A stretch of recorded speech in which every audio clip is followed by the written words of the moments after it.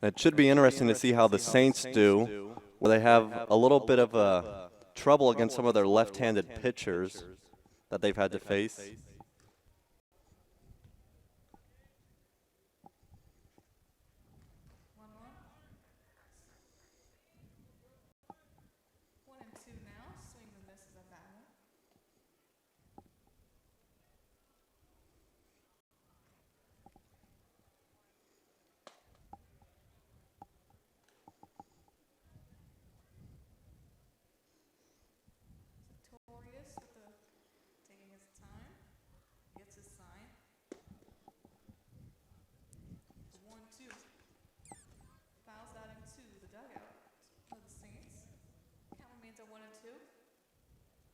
Defensive alignment for the Riptide over in the outfield. Number 1, Antonio Cruz over at left field. Number 36, Michael Peabody in center field. Jack Crosby, number 7 over at right.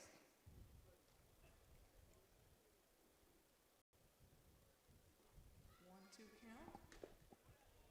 Just misses a little off the plate. Didn't quite catch the corner. Even count at 2-2. Over in the infield. Number 23, Trey Lipscomb over at third. At shortstop, Carson Matthews, number 5. Blake Evans, second baseman. 2-2. Bounce that back. Daniel John, the power hitter, over at first. Connor Aoki behind the plate, and it's Torius. 2-2 count. Misses high, full count. 3-2. And this is a very good start for the Saints, being able to take as much time as they can, getting to see all the pitches that Sartorius is throwing.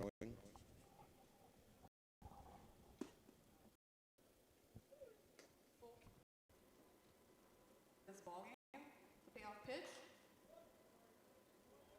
Fouls it off again, so the count remains 3-2.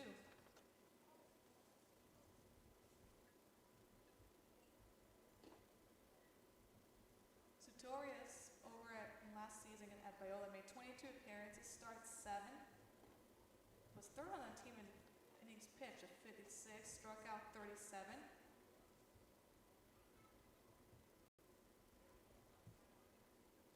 Payoff pitch. Fouls that back and out of play. Sartorius is a transfer from Saddleback College, where he spent 1 season at Coppin State actually, and he pitched 76 before he went back to Saddleback. And in his sophomore year, he pitched 50 innings and posted a 3.4 ERA. Payoff pitch again. Got him looking, window shopping there. 1 down after a lengthy battle between these two. Got him window shopping with the fastball right there in the inside corner. And that's probably not what you want. You probably want him to at least swing the ball on that one. Swing the bat, I mean. So this leads things off for Drew Cowley, the shortstop, who had a big 3-run home run blast in last night's game, as he takes first pitch for a strike, 0-1.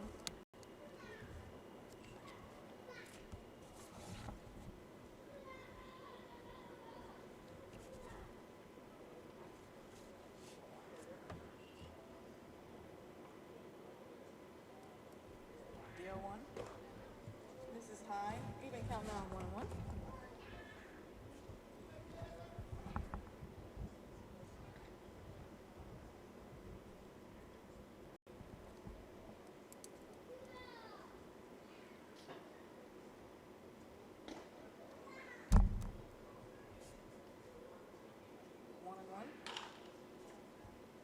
Hits that to short, but Matthews with the throw home will not make it. Good effort from Matthews, but better speed.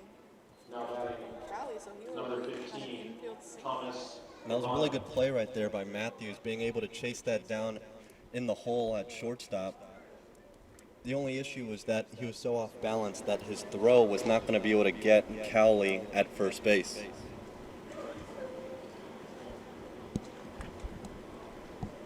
So 1 on for the Saints with 1 out. And Thomas Lovano up to bat, DH.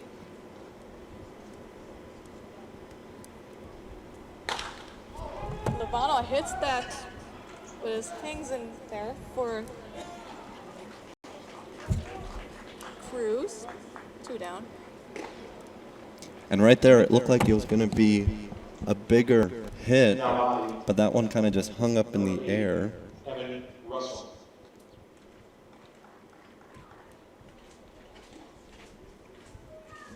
So Evan Russell will step into the batter's box.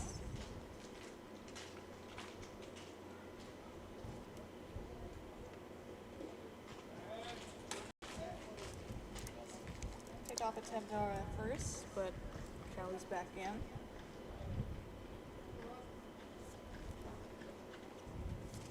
Evan Russell out of the University of Tennessee, new to the Saints as he made his debut just over a week ago. Bounces it to third.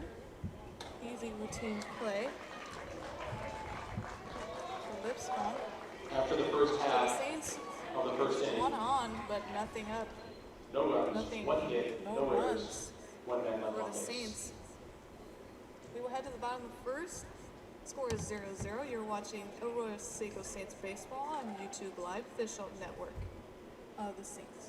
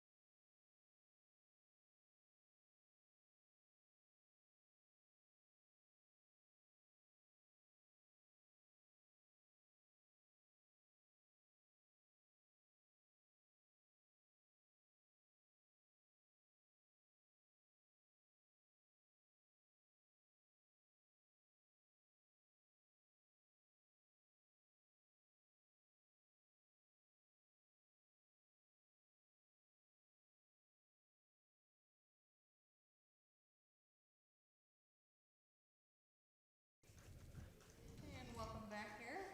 Bottom of the first inning. Cade Bollinger for the Saints on the mound. His first pitch to Michael Peabody is outside, 1-0.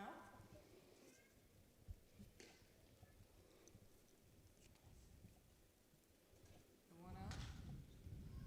Peabody hits that just right to center field for Forte, easy out. Defensive alignment for the Saints in the outfield. Number 8, Evan Russell over at left field. Anthony Forte, who just made a routine catch at center. Andy Garriola playing over at right field. In the infield, Morgan Allen at third. Drew Cowley at shortstop.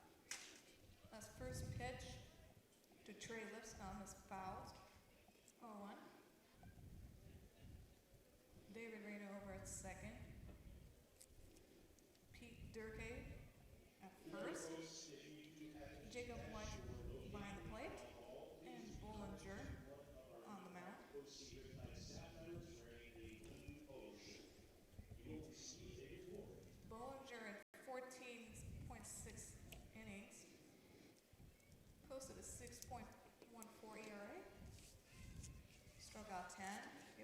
2 hits, 3 walks. Gave up 10 earned runs, 1-0. Fouls at the backstop. Even count, 0-2 actually.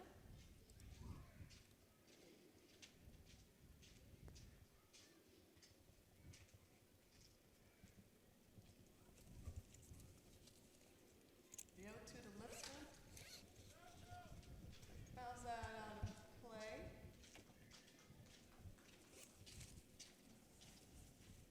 Those watching, we do apologize for the unique camera angle as we originally had it in the backstop, but per fire safety hazards, we had to move it a little bit higher as Bollinger struck out next from swing. But we were trying to give you all the content and action that's going on running from first to second. Interesting game in general. So 2 outs. First pitch to Chad Crosby, the right fielder, is outside. 1-0.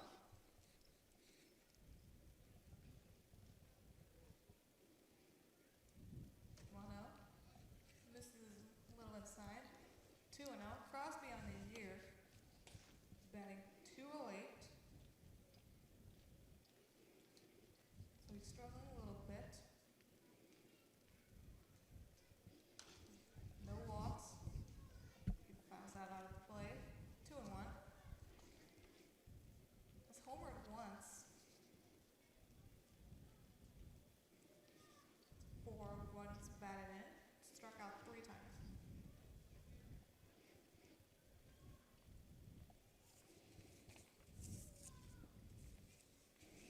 Bollinger trying to get a 1-2-3 inning here. The 2-1. Misses away. Glove side. 3-1. Good hitters count for Crosby.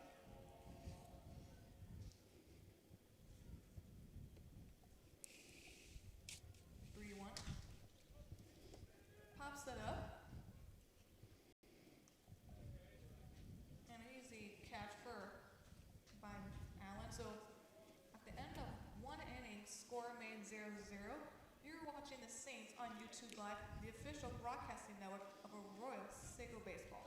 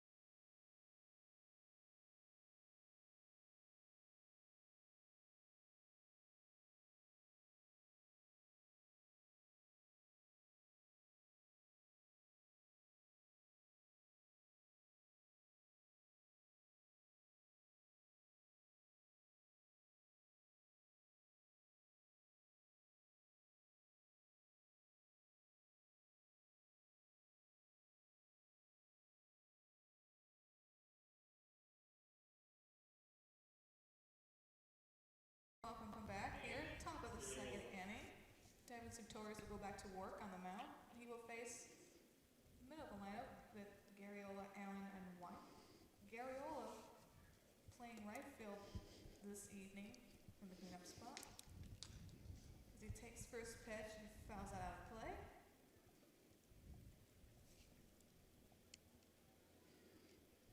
Garriola with a lot of power.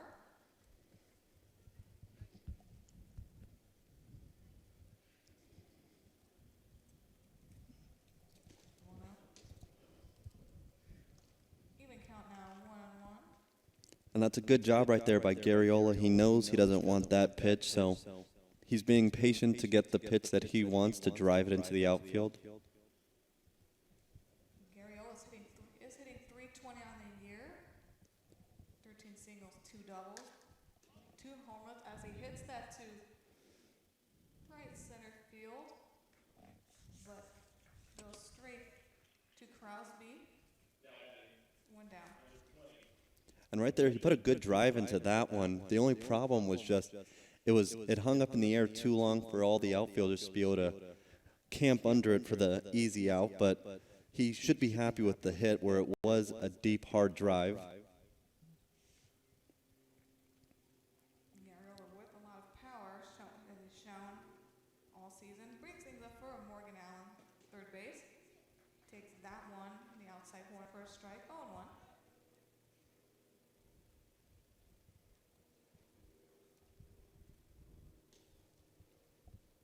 Allen on a season hitting 300 with 4 walks, 8 singles, a triple.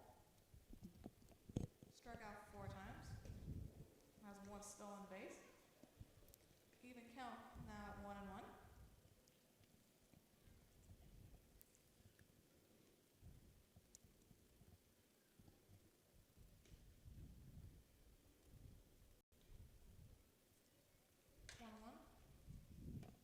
Chopper to second. Matthews with easy routine play. Excuse me.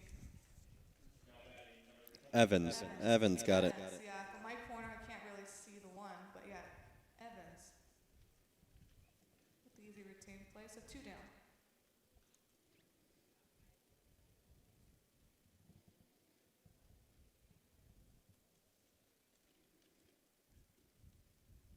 So Jacob White will step into the batter's box for the Saints. The redshirt sophomore at Cisco Junior College from Austin, Texas, as he takes that pitch. Listen inside corner, 1-0. White on the year is hitting .417. Appeared in all 3 games, but has 3 RBIs, 2 singles, 3 doubles. As he hits that to Matthews, pops out of his glove, long throw, got him. So Matthews, there we go, was able to keep up with that ball. We were ahead at the bottom of the 2nd inning. Game still at 0-0. You're watching the Saints on YouTube Live, the official network of Arroyo Seco Baseball.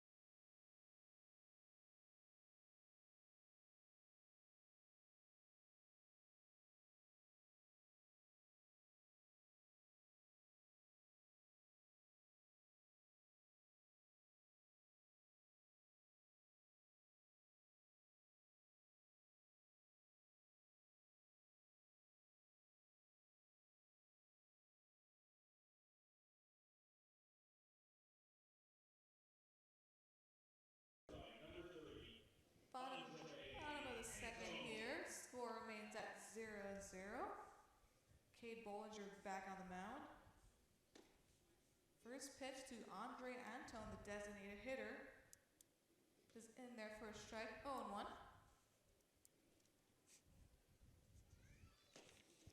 Quick delivery here, wasting no time, but he wins the count at 1-1.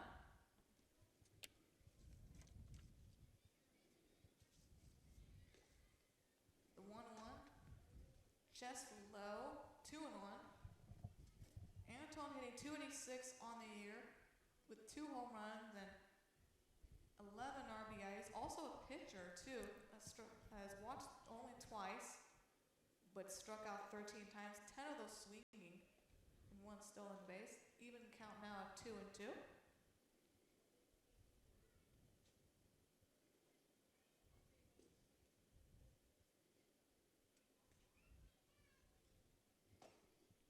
Misses high. Full count now, 3-2.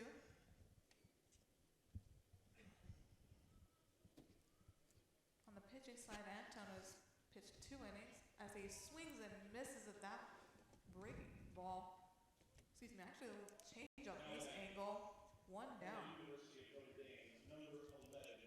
And right there, he was trying to see if he had foul tipped that into the glove and if the guy caught it or not. He was just having a little discussion with the ump before he left back to the dugout.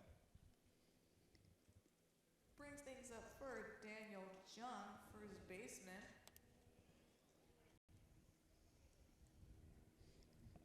First pitch was outside at 1-0.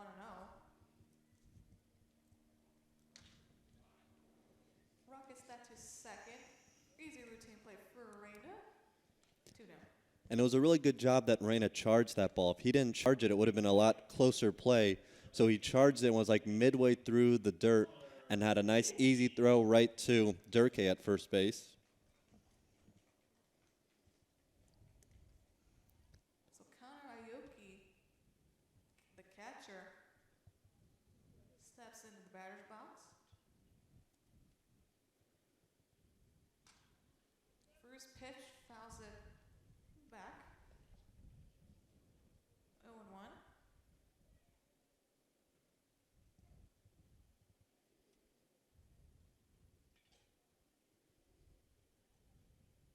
Aoki hitting .327 with 14 RBIs. Takes that pitch up a little outside, 1-1.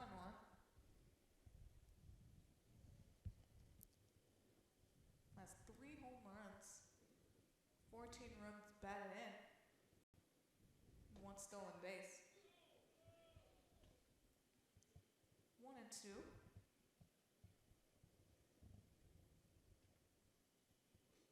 Bollinger trying to get through this inning.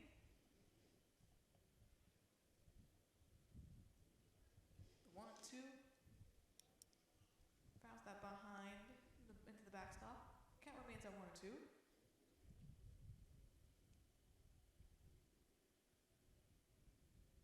Antonio Cruz on deck for the Riptide.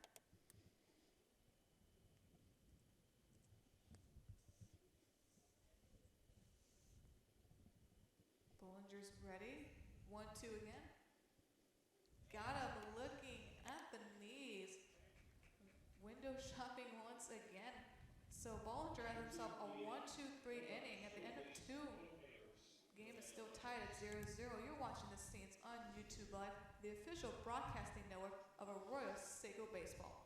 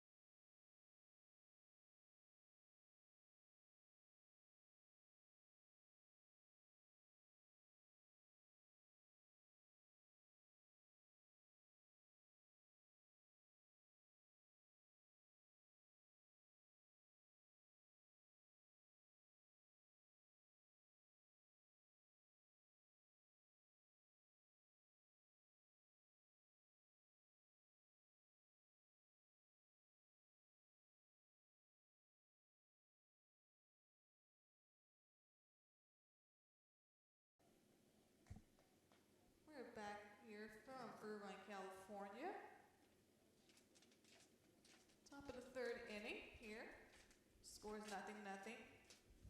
David Sartorius out of Biola, back on the mound. First pitch gets into the outfield for a base hit. So Pete Durkee making an early good impression for the Saints out of Tennessee. And he's able to get his first hit right there, as yesterday was his debut, but he was not able to register a hit. So today he did get his first hit, and it was a little softly hit in the line drive right over the shortstop in front of the left fielder. So 1 on for the Saints. This will bring up David Rayner, the second baseman.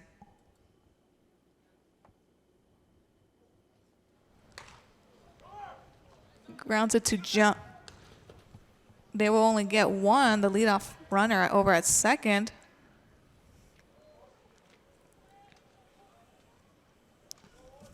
So Reyna will reach on a fielder's choice. Now batting number 2, Anthony Forte. And this will bring up the top of the lineup, Forte, who struck out back in the first inning.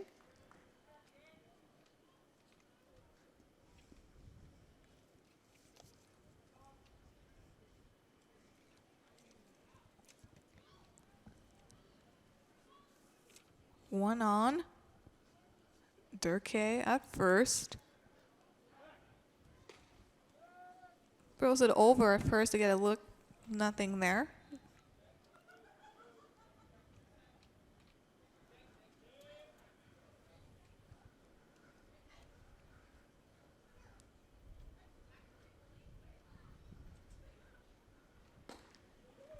First pitch catches that outside corner for a strike. 0-1.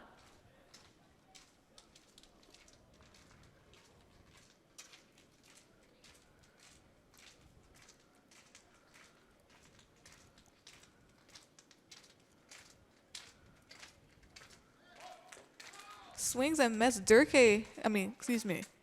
Reyna. Reyna, actually. Yeah, Reyna, easily safe. Diving head first. And that was a really good stolen base there, as it's going to eliminate the double play ball with only 1 out still here in the bottom of the in the top of the third, I mean.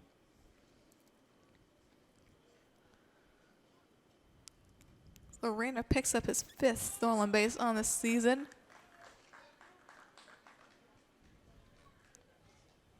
But Forte struck out swinging right there. The 2 down for the Saints.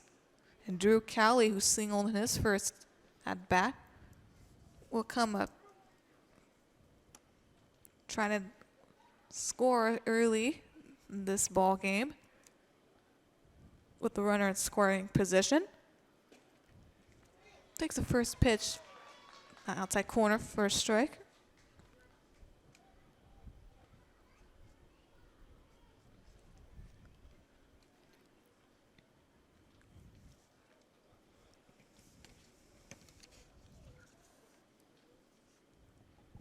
The 0-1. Easy chopper to Jung, who would just step on. But they said it was foul. They said it was actually foul. So play will resume. As it looked like it was fair, but it just bounced out of bounds. Foul play. So count will remain at 0-2.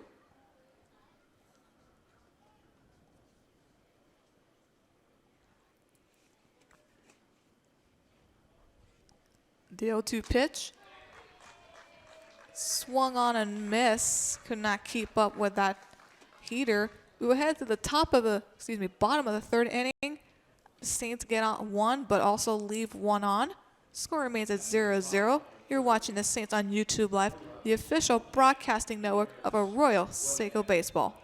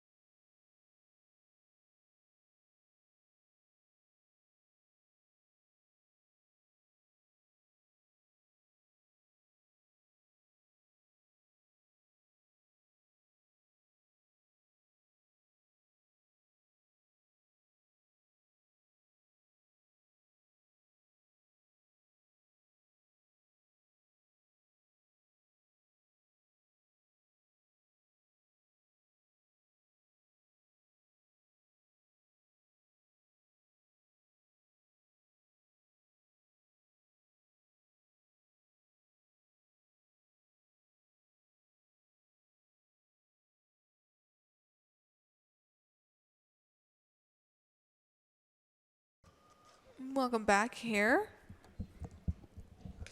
Bottom of third inning. Still no score. First pitch to Antonio Cruz, and he fouls that out of play. 0-1.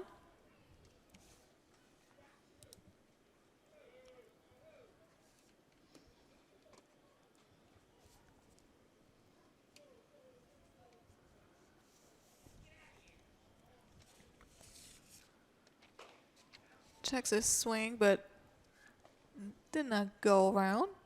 So even count now, 1-1. And he was really close right there of going all the way around past home plate. As right there, he is swinging on that pitch, but misses.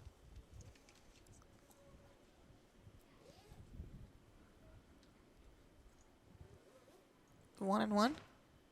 Misses high. 2-2 actually.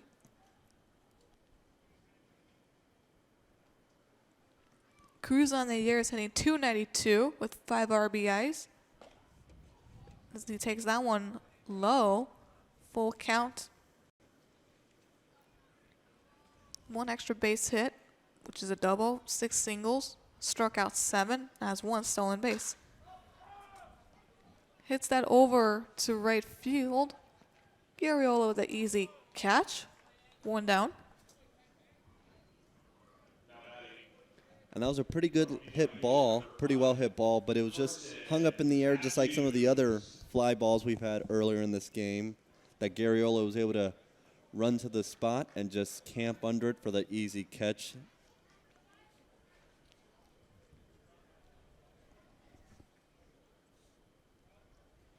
Carson Matthews, the shortstop, up to bat.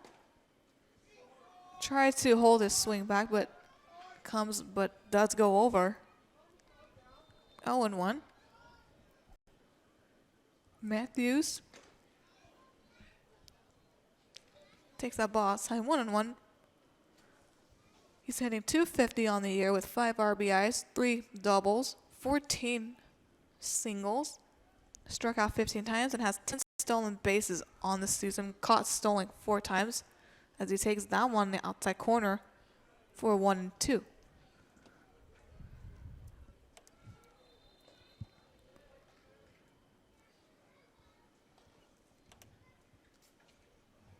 Riptide still looking for their first hit of the game.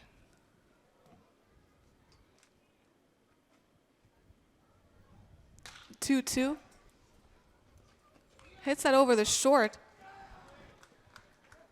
And Durkee was able to keep his foot on the base, so ground out play, 2 down. And that was a very good play by Cowley. Cowley was running over to his left, and he got the ball and even stepped on second base, even though no runners were on, and made a nice strong throw. It almost pulled Durkee off the bag, but he was able to keep his foot on there. Brings things up for Blake Evans, who hits that over to left, but Evan Russell, the easy catch, and another 1-2-3 inning for the Saints. We will hit at the top of the 4th here. Score remains at 0-0. You're watching the Saints on YouTube Live, the official broadcasting network of Arroyo Seco Baseball.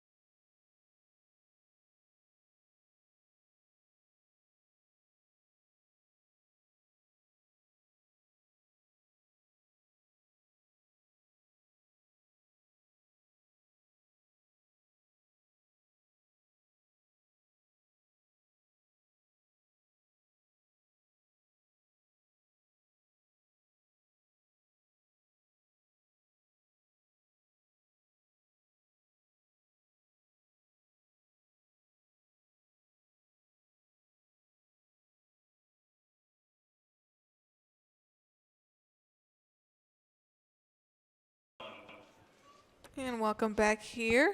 Top of the fourth inning. Still no score. Davin Sutorius back on the mound. For the Riptide, we will face Lovano, Russell, and Garriola.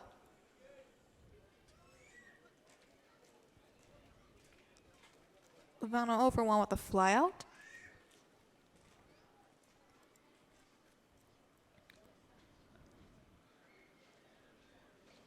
First pitch is way inside, 1-0.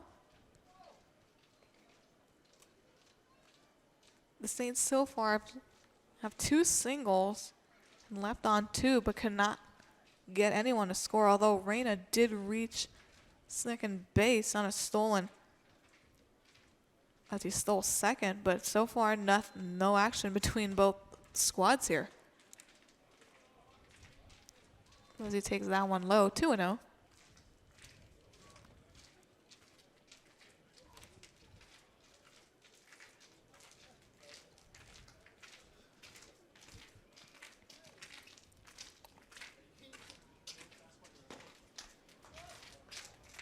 This is a little outside. 3-0, so 3 straight balls.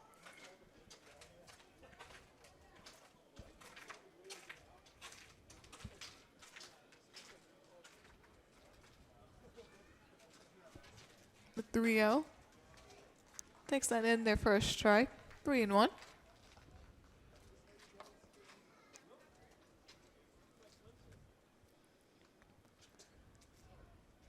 Good hitters count for Lovano, the 3-1. Chops it over to shortstop. And they're calling him safe on that one. Safe. And that was a really good job by Lovano right there to beat out that inside single, beat it out for the infield single. It was a good hard throw by the shortstop right there, Matthews, but Lovano was able to use his speed and get there right before the ball reached the first baseman's mitt. So Evan Russell will step into the batter's box. 0 for 1 with the ground out to short. His first at bat. Bunts it. And try to dive for that one. Sutorius. But nothing there. Could not keep up with the ball. So 2 on. So that bunt. They actually ruled it foul the last second. So. Yeah, and it was starting to trail off at the end, and I don't think the pitcher touched it, because if he touched it when it was in fair ground, it would still be a fair ball. So I think he fell, but I don't think he or the third baseman touched it, because it did start to trail off and be a foul ball right there. So play would continue at 0-1 to Russell.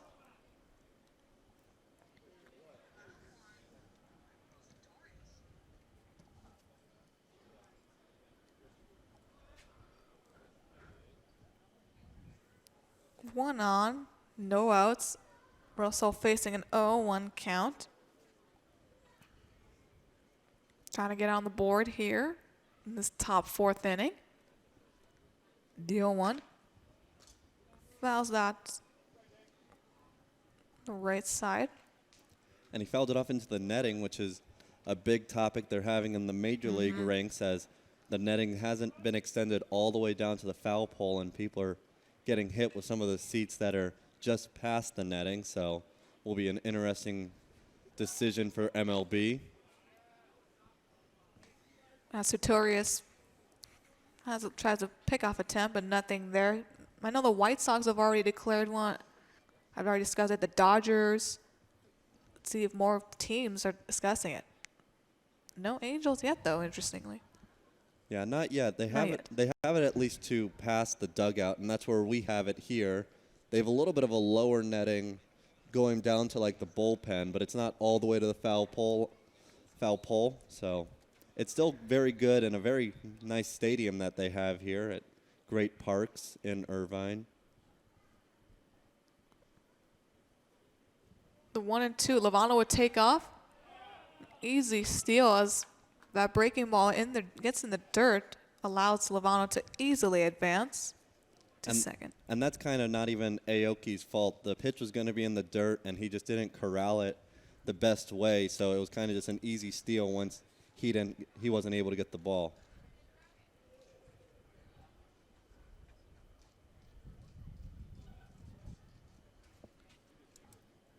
So even counted 2-2. And that ball gets past Aoki. So Lovano now 90 feet away from scoring the first run of the ball game. Yeah, and right there, I didn't really see. Do you think it was a wild pitch or a pass ball on that one? It looked like it was past the glove side, and it might rule that a wild pitch anyways because it looked like Aoki, it was a little too far of reach from Aoki. So they might rule that as a wild pitch. Russell hits that to center, and that's trailing left field. Lovano will easily tag as Cruz makes the catch, but a sac fly for Russell gets the Saints up on the board, 1-0, only one down. And right there, that's probably one of the best things you can have. I mean, Russell would have liked to get on base, but if anything, he still drives the run in and gives the Saints their first run of the ball game and the lead here in the top of the fourth. So one down, and Andy Garriola, the right fielder, will be up to bat. Swings and misses at that one. Definitely hitting for the fences. 0-1.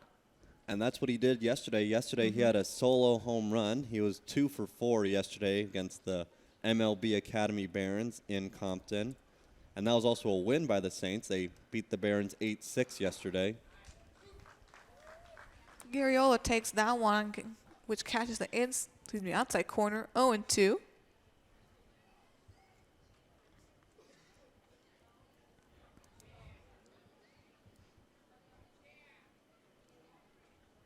Morgan Allen on deck. Chopper to third. Easy routine play for Lipscomb. 2 down.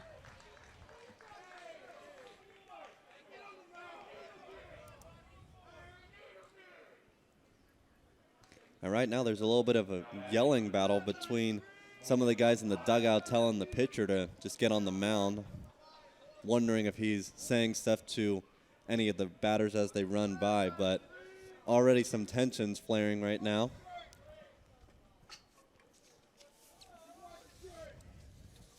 And this isn't the first time the Riptide and the Saints have a little verbal battle here. In their second home meeting back in Pasadena, Ramos was facing Evans. Isaiah Ramos pitch struck out Evans, and they had a battle and cleared the benches a little bit. Yeah, and right here, Trey Limpscomb, the third baseman, he was saying a little bit to some of the players in the Saints dugout, but now the pitcher, Sartorius, was trying to tell his own his own manager that everything was good and that he was going to calm down. So all two of the umpires, the third one is just standing in between the Saints dugout, either talking to the pitcher or the Riptide's manager.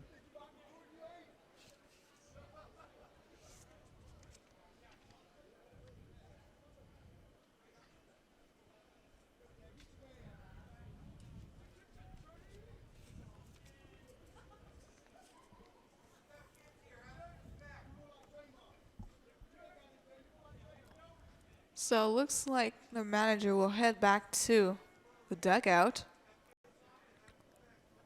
First base and home plate umpires had a quick discussion.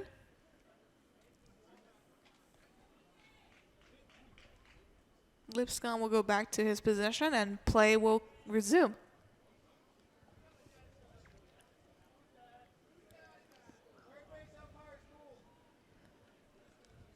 Morgan Allen, the third baseman, steps in. Allen 0 for 1 with the ground out. That's first at bat. First pitch swings and misses at that fastball. 0-1.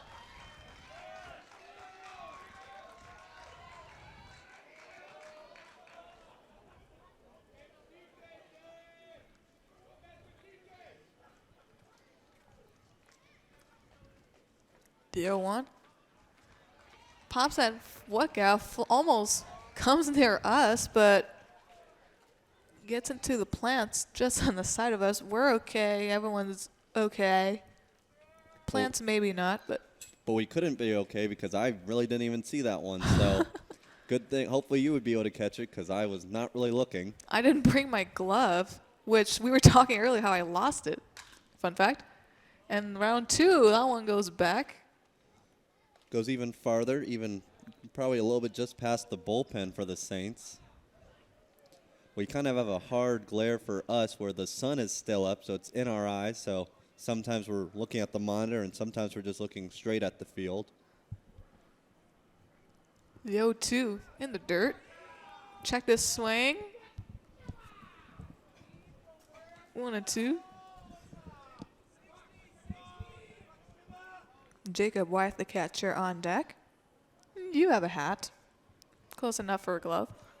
I do have a hat, but it's also being covered by my headset, so I'm not going to do that. I would just try and grab it with my bare hands. A lot of these are just going to be soft pop-ups anyways. That's true. 1-2 pitch. Swings and misses with the high fastball. So after a little scuff, and we have a little guest here, a B on Cole's notebook. We will head to the bottom of the 4th inning. The Saints have tagged on a run with a sac fly from Russell, so they are up 1-0, heading into the bottom of the 4th. You're watching the Saints on YouTube Live, the official broadcasting network of Arroyo Seco Baseball.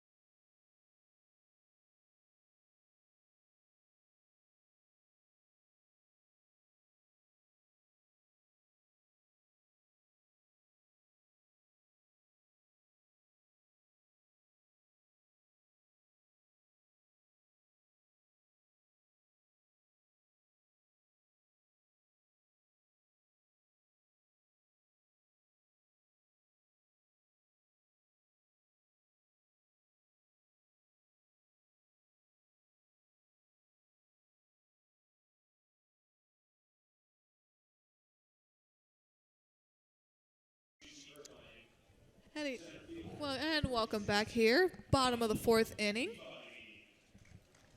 The Saints tagged on a run here at the top of the 4th inning. So Bollinger will go back to work here.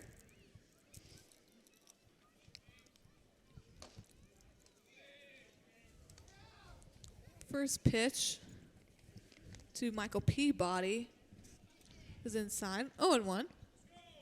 Got that inside corner there. Peabody's 0 for 1 with the fly out to center.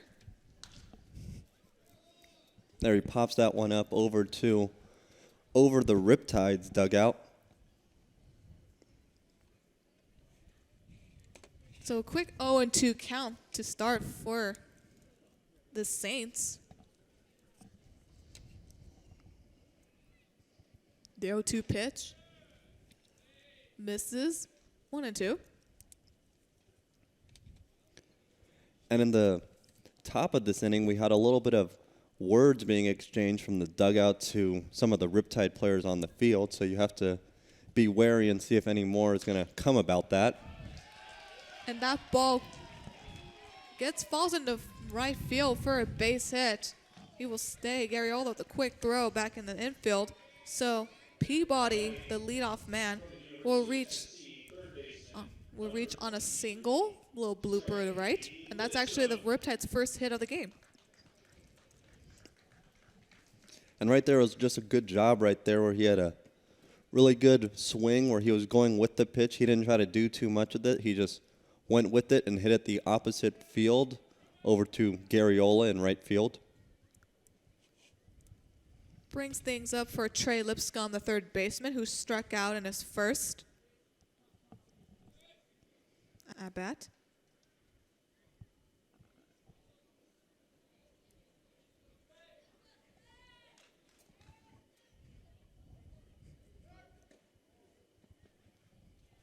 And a little rundown, but that ball goes nowhere.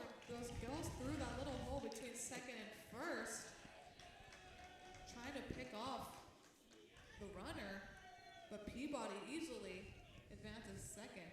Yeah, Peabody was going on that stolen base right there, but then he also stopped midway when he saw that he was going to be caught, but the ball went under the glove of the infielder, so he was able to get it to second base easily as it went all the way into center field. So a 3-0 count now to Lipscomb.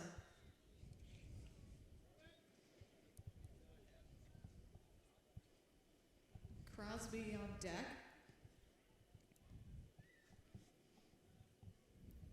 No outs, 1 on, scoring position.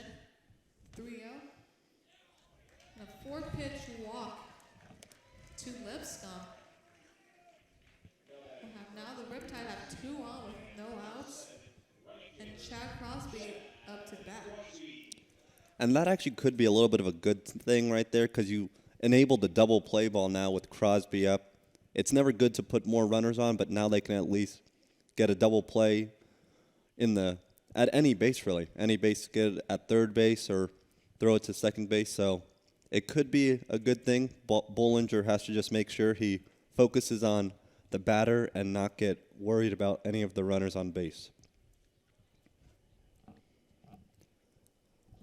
And so far from what I've seen from Bollinger, he's had success retiring, getting out of jams easily despite the ERA.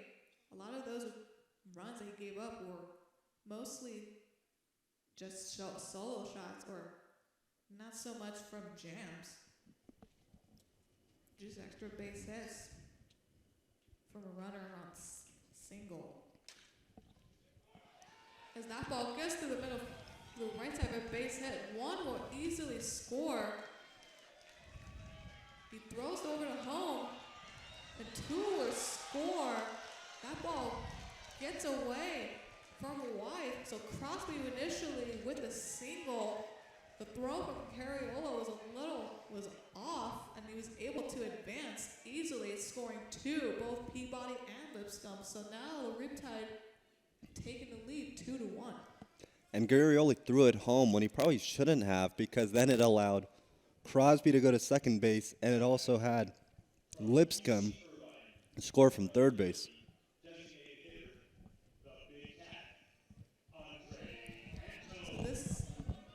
So a pitching visit on the mound, and the big power hitter, Andre Antone, will be up. Antone has had very good success against the Saints. Still with no outs. Man on second. Saints now trailing the Riptide 2-1. 1 run, 3 hits, and 1 error for the Saints. 2 runs and 2 hits for the Riptide. And right now they're definitely just talking to Bollinger to make sure that he's calm and that he's focused on the batter.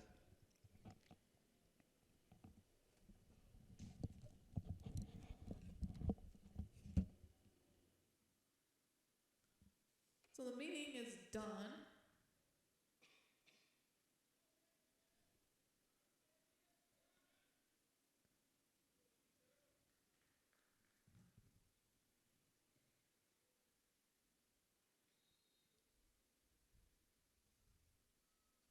Bollinger, long look at Andre Antone. This is 0-1 with the strikeout. Top to the third. Quick throw by Allen. Fumbled a little bit, was able to get Anton over at first without advancing the runner on second. One down. And that's one of the good things where he hit it to the left side of the infield, so Crosby couldn't move over to third base at all. So this leads things off for Daniel Jung, the first baseman,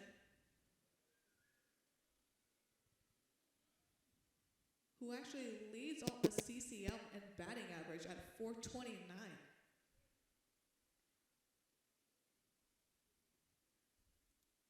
Has 1 home run and 7 runs batted in, so a very good contact hitter on the plate, at the plate for the Riptide.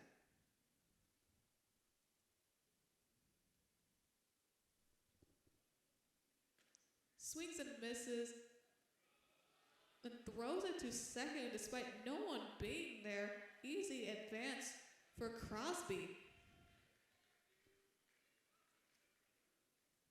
Right there, it's just miscommunication on that one where the infielders weren't really expecting the throw to go to second base. So even count now, 1-1, one down, man and 90 feet away from home plate. The 1-1 pitch. Fouls that out of play. 1-2.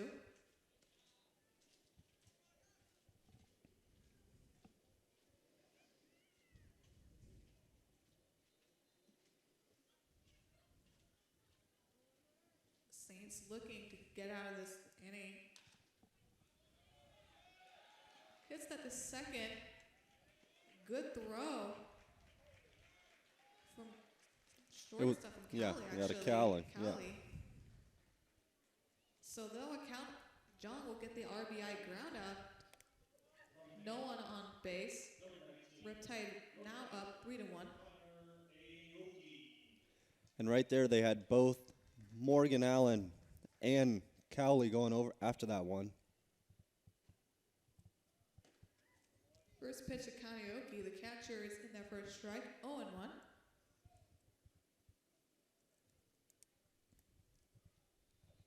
Aoki's 0 for 1 with a strikeout.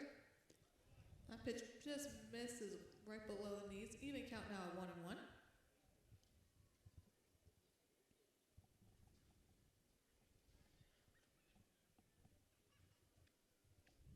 The 1-1. Swings and misses at that breaking ball. 1-2. Aoki was definitely fooled on that one. He wasn't really even close. He was expecting it to probably be a fastball instead of that breaking ball right there.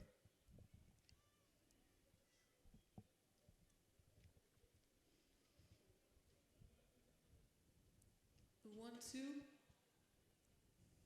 Nearly thought he had that one, but even count now at 2-2.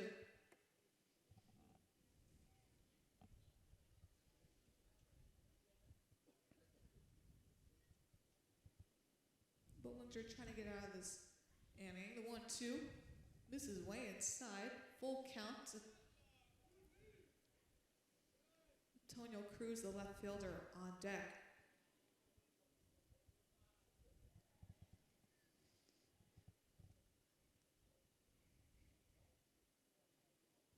Payoff pitch in the dirt. Yoki was not full there. Ball 4.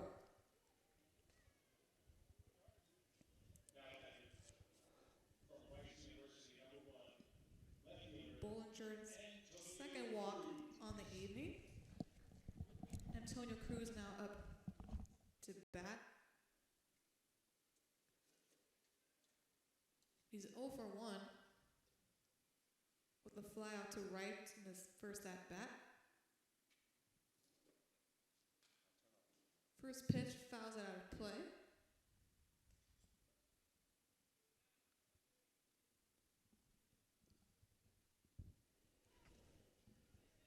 Count is 0-1.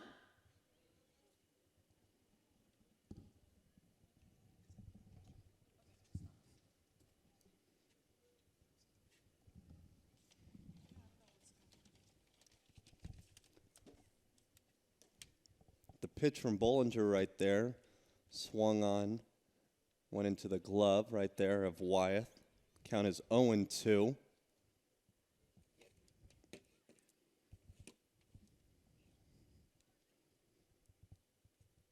Bollinger with the pitch. High flat foul ball right over our heads, out into the parking lot area. We are still here in the bottom of the fourth inning. The Riptide have scored 3 runs. It is 3-1 Riptide, and they have 2 outs. And the count is 0-2 to Antonio Cruz. With that pitch being high.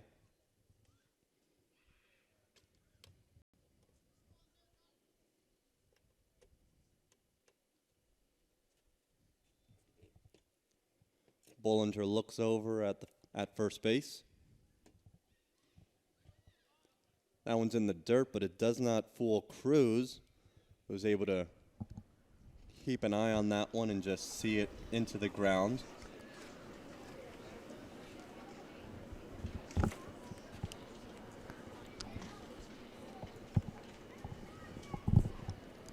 Count is now 2-2. Comes Bollinger with the pitch. And he gets him swinging right there to end the inning. So that will do it. After 4 complete innings, 3 runs. We are going to be heading to the top of the 5th inning. You are listening to Saints Baseball, the home of Arroyo Seco Baseball.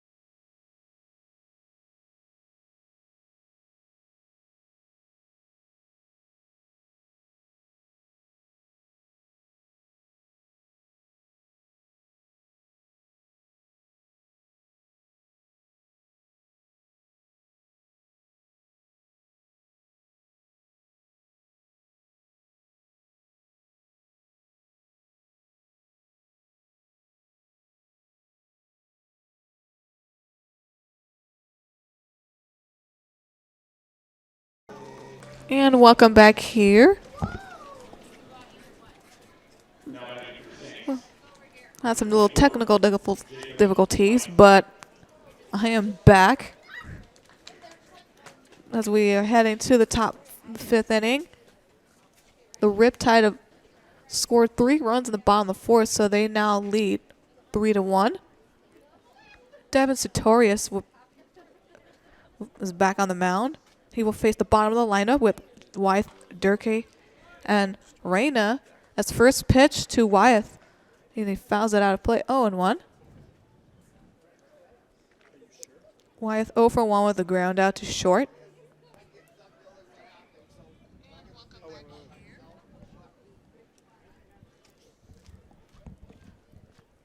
Saints looking to make a comeback here. Still early in the game. The 0-1. Fouls that just in front of behind home plate. Count is at 0-2.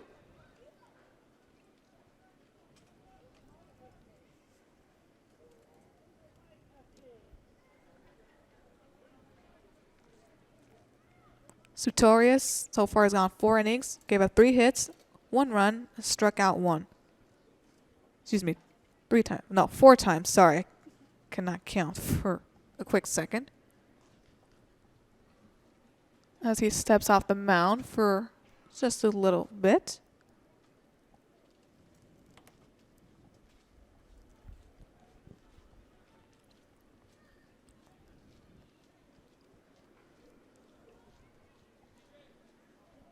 Sartorius with the windup.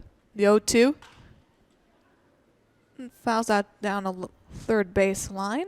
Count remains at 0-2. And right there, Wyeth is probably just trying to stay alive. He saw that it was close enough, so he just wanted to hit it and make sure that he was able to get a piece of it to send it down the left field line. Sartorius got a little bit of the powder on the mound. Got a signal. The 0-2 again. And he hits that into center field for a base hit. Little looper. So 1 on easily for the Saints. And Pete Durkee up to bat now. Yeah, that was a really good line drive that he had that went deep into right center field.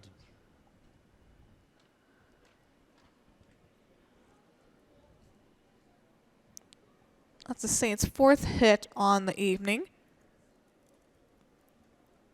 Pete Durkee, the Tennessee product, up to bat now.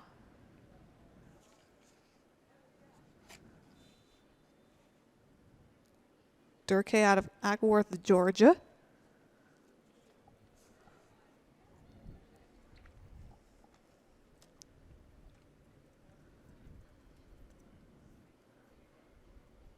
Wyeth has been picked off 1 time so far this season. First pitch to Durkee is in there for a strike, 0-1 count.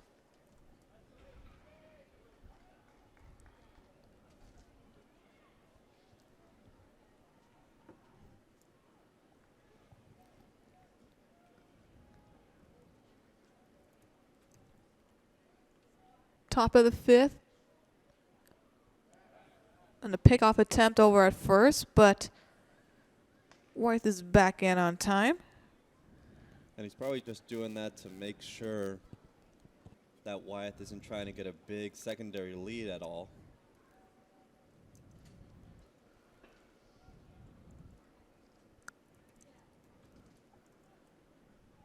The 0-1 in the dirt, good block by Aoki.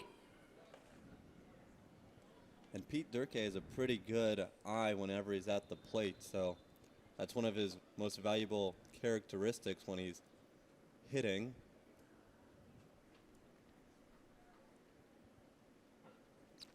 His junior year at the University of Tennessee, he played in 51 games. It started 34, hitting and hit 228 with 5 doubles, 3 home runs, and 21 RBIs. He actually went 2 for 5 with an RBI in the win over Liberty University to help him move on to the regional final in the College World Series.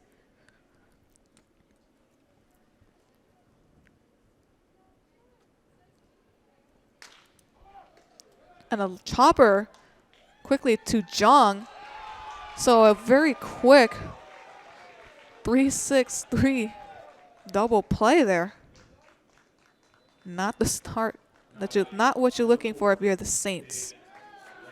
And right there, it's more just a problem because it was so hardly hit right to Jung at first base that it was easy for him to just throw it to second, get back on the base, and it was a very easy double play where Durkee and Wyeth didn't really have a chance at all.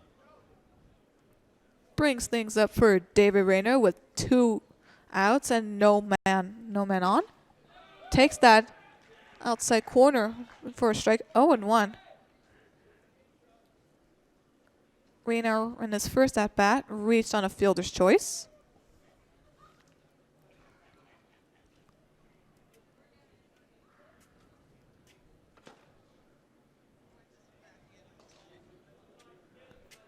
Even count now at 1-1.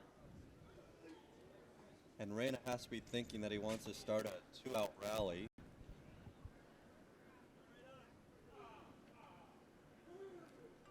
Top of the lineup is on deck.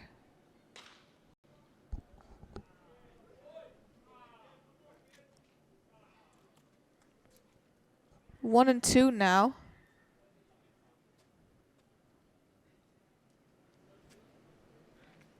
Saints looking to catch up. Had one run, but one on, and with a quick 3-6-3 double play, find themselves here with a 1-2. Misses high. 2-2 now.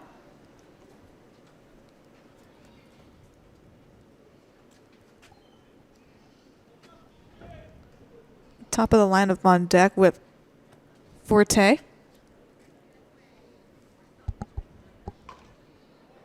Fouls that back. Count remains at 2-2.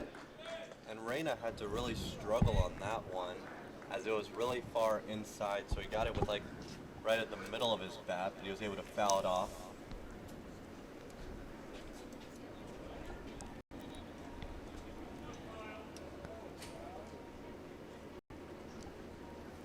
So Reyna would step back into the batter's box.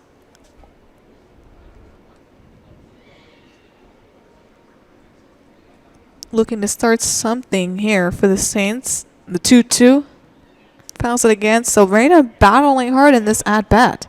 And that's very good because he wants to try and help out and have Forte get up so he can have a hit.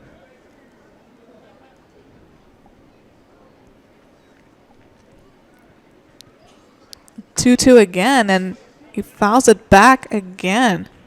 The count will still remain at 2-2 with 2 outs. Nobody on.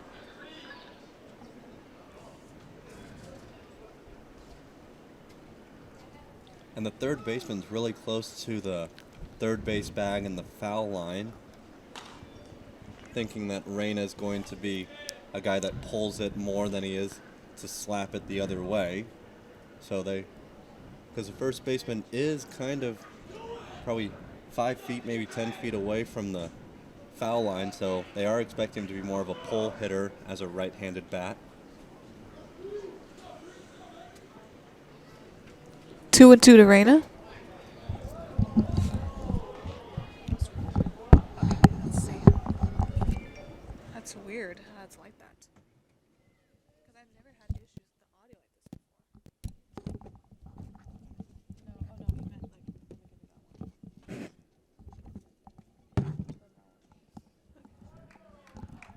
So full count, and Reyna, after that long battle, draws a walk.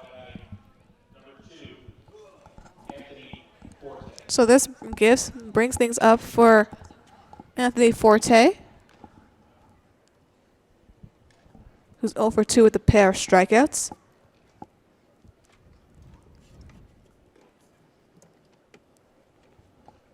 That's Satorius' first walk of the game.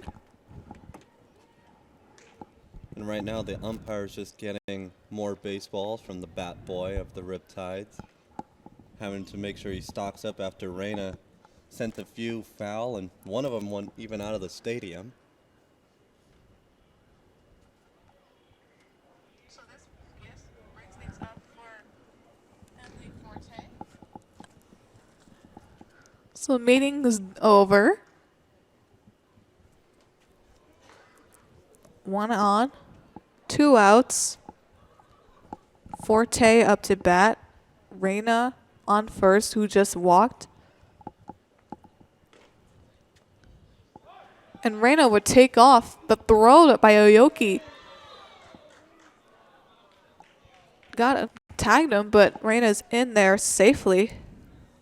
And that was really a weird choice right there by Reyna, that he didn't slide. Instead, he was just going to do a stand-up stolen base, and he was really close to being called out, but the umpire said he got there first, so he is safe at second. Reyna picks up his second stolen base on the evening. In the dirt, good block there. Evens the count at 1-1.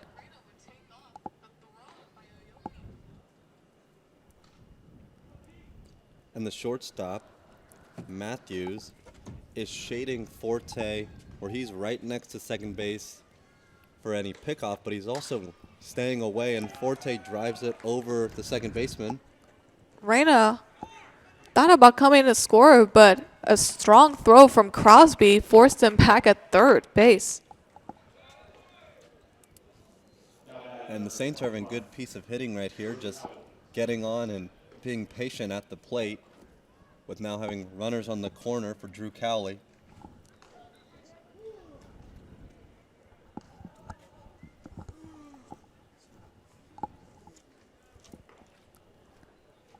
So Drew Cowley will be up to bat, who's 1 for 2 with a single and a strikeout.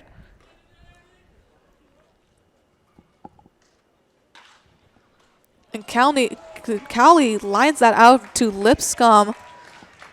So Saints left on 2 men on the corners, but could not get a run. We will head to the bottom of the 5th inning. Saints still trail 3-1. You're watching the Saints on YouTube Live, the official broadcasting network of Arroyo Seco Baseball.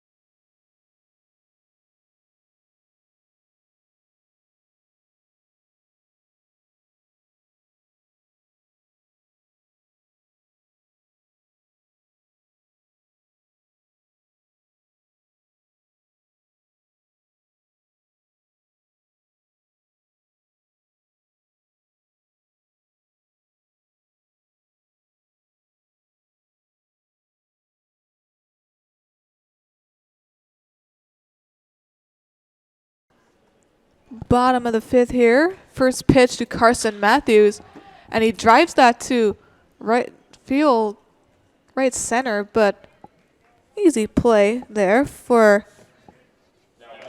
Forte. 1 down. Second baseman, number 15, Blake Evans. So 1 pitch, 1 out for the Saints, and Blake Evans up to bat now for the Riptide. And that was a good drive that Matthews put into that ball, but it hung up in the air too long, so Forte was able to run underneath that one as Bollinger throws first pitch for a ball. Evans 0 for 1 with a fly out to left. And Evans hits that straight. And Garriola with a little diving stop right there. 2 down. And that was a great play right there. It looked a little awkward where he didn't know if he was going to do full effort or just go down more as a lower slide. And he was able to get it with the head first dive for the ball, and he caught it. It looked like it could have come out, but he was able to hold on for the second out. Those are always tricky too, because that means you only have a split second to either just run for it or leap for it. He decided to kind of half leap, and it paid off as the first pitch to Michael Peabody, the top of the lineup, is outside. 1-0. 1-0. Grounds it to Reyna. Easy play and a 1-2-3 inning for the Saints. We will head to the top of the 6th inning, but stay tuned for an interview with the Saints' Nolan Tressler in the bottom half. Saints still trail 3-1. You're watching the Saints on YouTube Live, the official network of Arroyo Seco Baseball.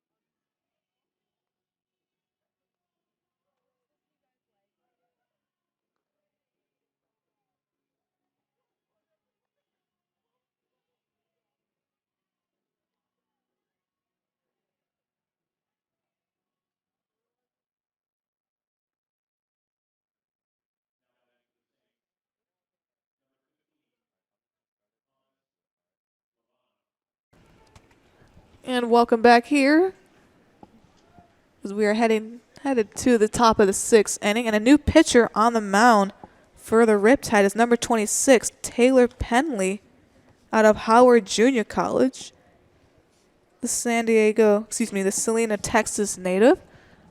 Has the first pitch to Lavanos outside, 1-0. On the year, Penley in 6 innings has given up 8 runs as he hits that to deep. And that ball, Lavano, the big fly, is out of here, and left field instantly knew. That ball was crushed. And that was a great piece of hitting right there by Luvano. He just drove that inside pitch, and he hit it so well that it went way over the left field wall. And the left fielder, Antonio Cruz, didn't even try to run down to go to the fence. He knew that that one was a goner. So a little bit of a broadcasting curse, as I was going to mention, is Penley's runs, ERA. Gives up a big fly to Luvano. As the first pitch to Russo is low, 1-0. Russo with the ground out and a sac fly. And that goes through the hole, the shortstop and third base hole for a base hit. So Russell will reach first base on a single, and the Saints are starting to heat up a little bit with no outs. And that was just a hard hit ball that even Matthews, even though he was running after it to his right, he wasn't able to get it because it was just going by so fast on its hops. So it goes into left field, and Russell's on base with the single with no outs here.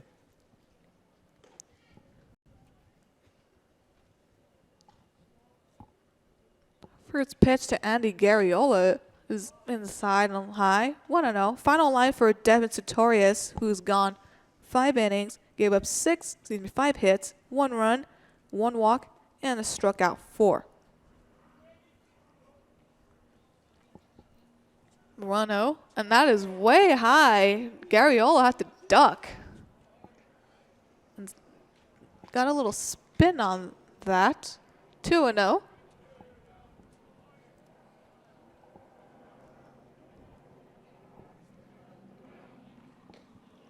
Saints are trailing now 3-2 after a solo shot from Thomas Luvano.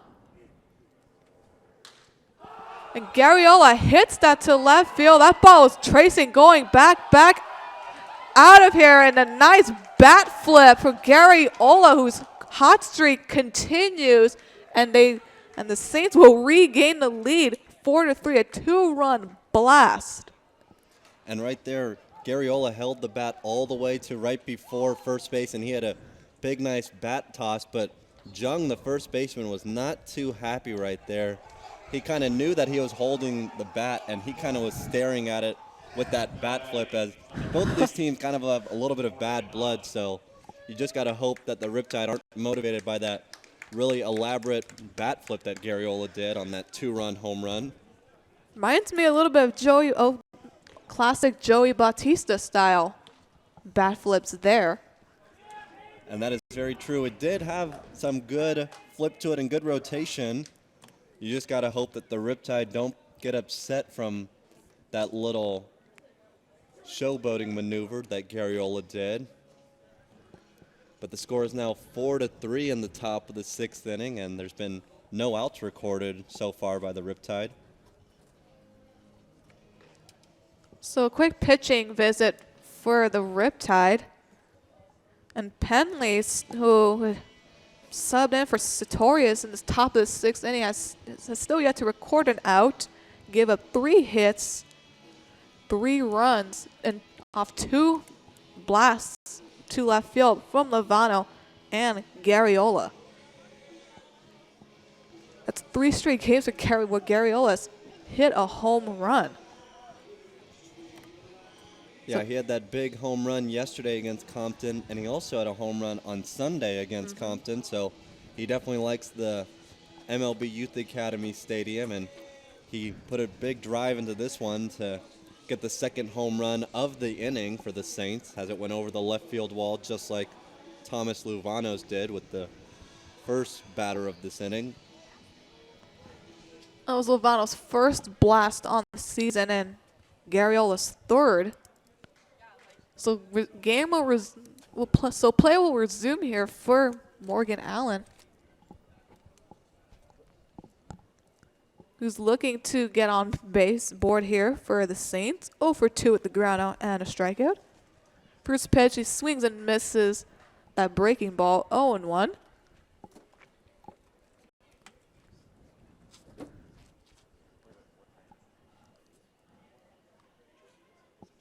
Penley still looking for his first out, the 0-1. Misses away here, evens the count at 1-1.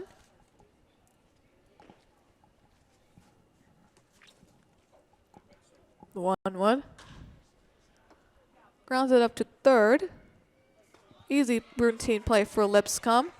And the Riptide finally get the first out of this inning, bringing things up for Jacob Wythe, the catcher. And Morgan Allen, even though it was a routine play, he almost was able to beat it out with just his natural speed that he has, but he is unable to beat the throw, so it is the first out of the inning. So Jacob Wythe, the catcher, 1 for 2 at the ground out and a single. Takes the first pitch low and inside below the knees, 1-0.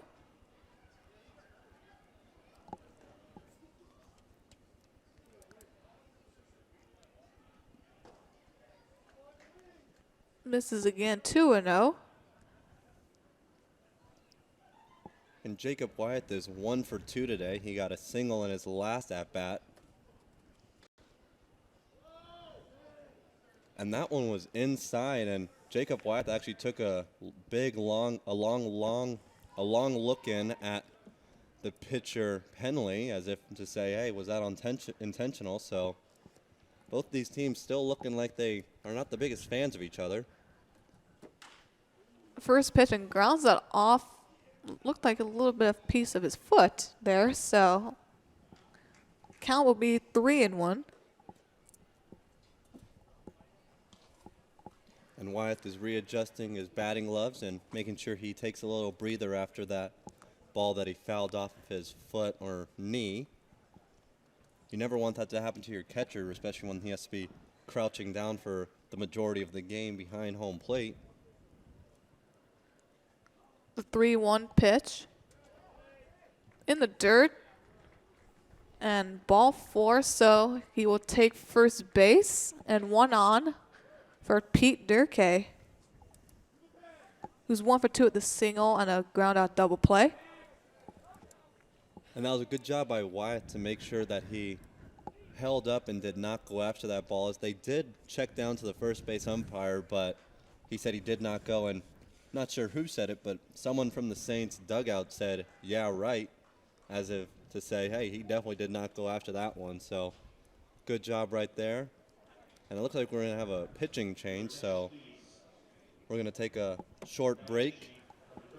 So we'll take a little quick break here to give you more info on this pitcher. Saints now up 4-3.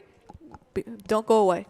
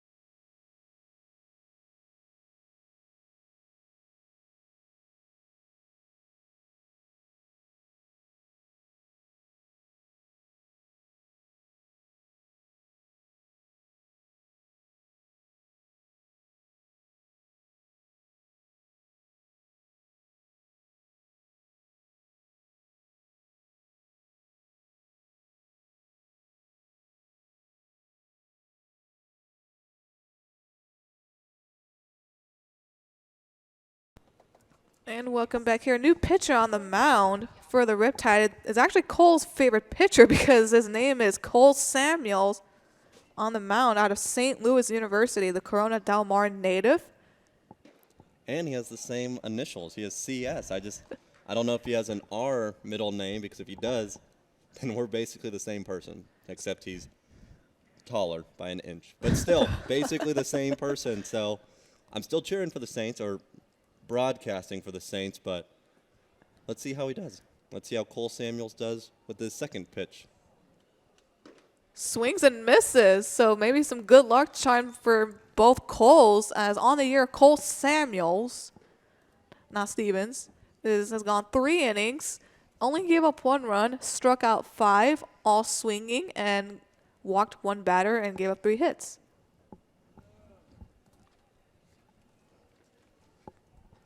Up 0-2 against Durkee. 1 on. Saints regain the lead after 2 big bombs from Lovano and Garriola. The 0-2. Outside 1-2. Looked like he thought Wyeth was going to take off, but nothing there. And Wyeth shouldn't really consider that or even think about doing that, just because you want to just have your hitters do all the work and you just stay on base. And if anything, hopefully he's able to break up the double play by just being fast to second base. But no worry there about the double play, as Durkee swings and misses that fastball. 2 down. Brings things up for David Reyna. Final line for Taylor Penley is gone a third of an inning, gave up 3 hits, 3 runs, and walked 2 batters. David Reyna, who has 2 stolen bases, a walk, and a fielder's choice. Takes the first pitch, got the part of the plate, 0-1. That's a really good off-speed pitch right there, where Reyna was definitely watching that, and you can see it has some good dip on that one, so it's going to be a tough pitch for all the Saints hitters to go after if it's low in the zone. 0-1. Misses outside, and 1-1.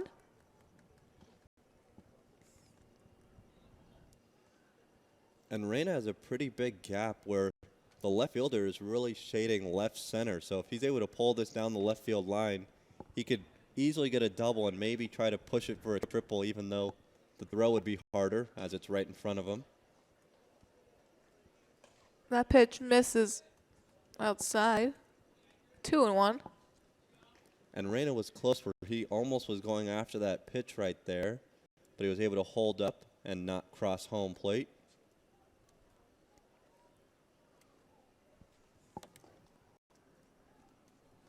Two one. Gets in there to even the count at 2-2. Riptide looking to get out of this inning after giving up 2 bombs in this top half of the 6th.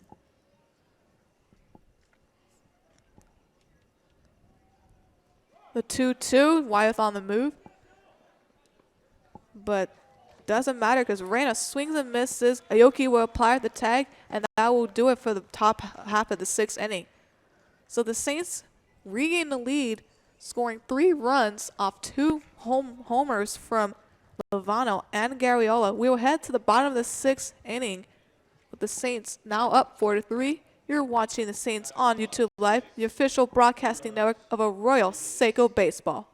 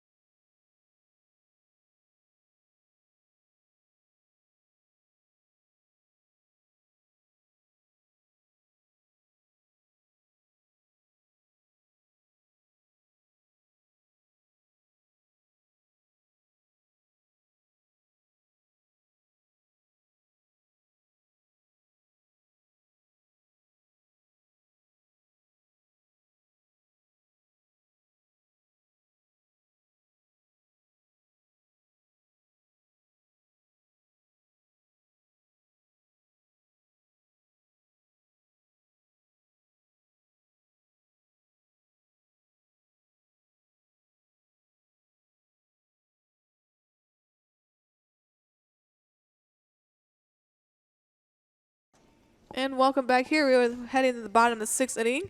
Saints up 4-3. Cade Bollinger back on the mound. And here with us is a special guest, Nolan Tressler. Welcome. Hello. So why did you decide to come out to Southern California as Bollinger throws that one for a ball? Want to know. I just kind of got sent here by my coaches, and every year they basically send our whole team off, and they just decided to send me here this year. I was excited for it. And then have you ever been out to California before? Because you're from Georgia. I'm from Georgia. I've never been past, like, Texas, I think. Okay, so how do you like California so far? I like it. It's fun. And then, so it says you go to Georgia Southern. Can you tell us a little bit about what your recruiting was like when you were in high school and what other schools you were looking at? I'm from, like, the Atlanta area, Statesboro, where Georgia Southern is, obviously, is down south. So, I mean, when I was being recruited, initially wasn't didn't know too much about Georgia Southern, and just through the recruiting process ended up hitting it off with their coaches and ended up going there. I like it. So Bollinger and Wyeth had a quick little meeting. Count remains 1-1. 2, Trey Lipscomb, the third baseman, who is 0 for 1 with a strikeout and a walk. So how do you go adjusting to this new environment, new teammates, new guys? How do you bond with them? How do you go with this new setting? Probably the most bonding is done on the bus rides. We play Mafia, and you get to know people by playing Mafia, like who's sneaky and who's really smart and just who doesn't know how to play Mafia.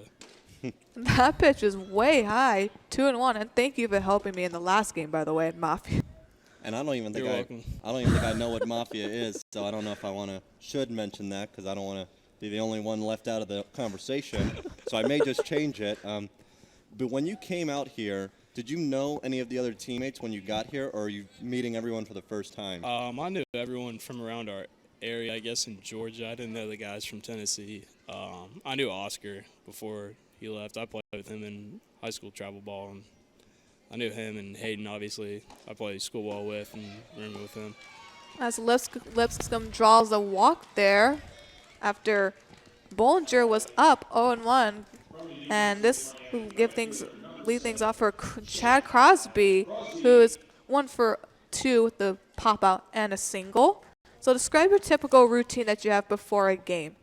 Before a game? In general, not necessarily just summer ball. Not just summer ball or just school ball. Just in It's general. probably a little different, summer ball. I mean, because you don't have class and you sleep in, you get up and you have a lot of time to work out and a lot of space. I mean, school, you're obviously going to have school and then workouts and tutoring and stuff. It's a lot different. Do you have a go-to type of music that you listen to before games, artist? Not really. I'll flip around a lot of genres. I'm not really picky. And then do you have any like superstitions or anything that you always have to do before a game, whether here or when you're at Georgia Southern? Not really. I just like to get there. When I'm at school, I like to get there a lot earlier, I think. Summer ball, it's more relaxed. I mean, you're just going to work on what you work on in BP. And then can you give us a little bit of an insight of what you think your best characteristics are? Is it your hitting? Is it your plate discipline? Is it your fielding? Or is it your speed? What do you think is the best thing that you have going for you as a left-handed hitter? And then what are some things you want to improve on? Probably the best thing I have going for me is just my ability to, like, spark kind of like a rally almost. Just kind of like spark plug an offense. I mean, that's what I like to do. Just kind of have a big hit and be up in clutch situations. 1-0 count to Chad Crosby. 1 on, no outs for the Riptide. And the Saints did have number 28, Jamie Robertson, the left-handed pitcher, up in the bullpen. He stopped right now, but he seems to be the most likely guy if they put anyone in as that pitch goes past Wyeth. And then what are some of the things that you're wanting to improve here in summer ball before you head back to Georgia Southern? Things I want to improve on, maybe just being more consistent at the plate and taking more walks than strikeouts, basically. Now, I always ask this to all the guys. What's your go-to meal? Meal? Probably Chipotle. Pops it up in the air. And Oh, it they looks can't see like no one could see the ball, but Cali was able to recover and grab the first out. That's the first out. Yeah, it was. I got Yeah. DoorDash coming. Hey, but don't worry, you still have a good interview that you're doing right here. That is true. Getting famous. I got 6 minutes. The guy got back check. So, what are you majoring in at Georgia Southern? Business management. And then did you have any other like second choices for what you wanted to do as your major, or is that like the only one you were thinking about? Not really. That was the only thing I was thinking about. I mean, I came in undeclared, so I mean, I figured that out in my freshman year. I want to be business management. As a first pitch to Andre Antone. Is inside 1-0. It actually looks like they have a pinch hitter right now. I think it's number 2, Connor Abe. Obe. Yeah. Oh. That's someone's phone is ringing. Connor Obe, actually. He's from Texas Arlington. Played against him. Do you know a lot of the players on the other team? I don't really know. I just played against him. I know the second baseman Blake Evans and then pitcher Nick Jones. Okay. So I mean, if things get a little chippy here and we get in a brawl, I'm gonna have to play fight with those two. No, yeah, well, because it seems like you guys have kind of bad blood here. I mean, there was stuff a few weeks ago Yeah, with Blake the threw last his game. bat.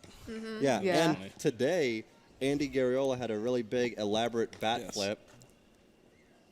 He had a big bat flip right in front of the first baseman, and Jung kind of looked at it. So it could be a bad sign, but I mean, he's just excited about his home run. So. I hope. Well, if they throw it Andy, it'll be interesting.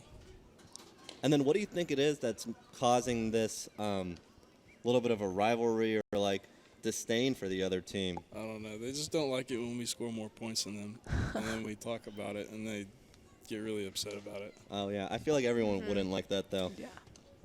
Yeah, but it's like it's summer ball. You can't really get too mad. Connor Obe takes that one.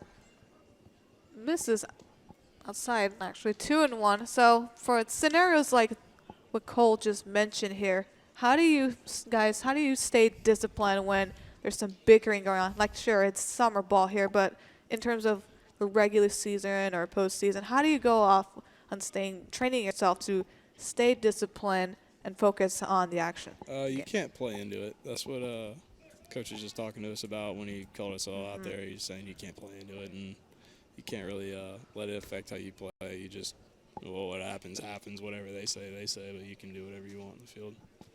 And then earlier in the game, we saw how Garriola, he flew out, and then he kind of was looking at the pitcher, and like people were kind of yelling at He was Sartorius. saying- What the was guy going on? The guy was saying something To Garriola or just to everyone? to Andy. I don't know. He was not happy.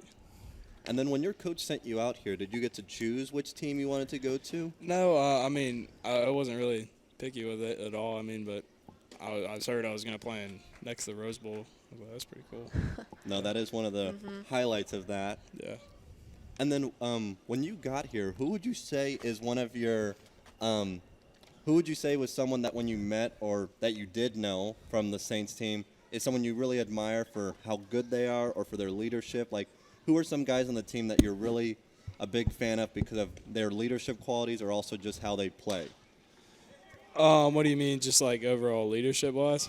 Yeah, so either one. Like, are there any guys on this team that when you met them, as right there, I thought Luke I can't pronounce his last name, from Tennessee. He's pretty good leader guy. It sucks that we had to lose him, but I mean the next Tennessee guy that shows up. Lipschitz? Yeah, Lipsius. Lipschitz. I can't say his last name. Lipsius. Luke I thought he was a good leader, and then I mean we got guys like Garriola, and then a couple pitchers that I mean just really set the tone.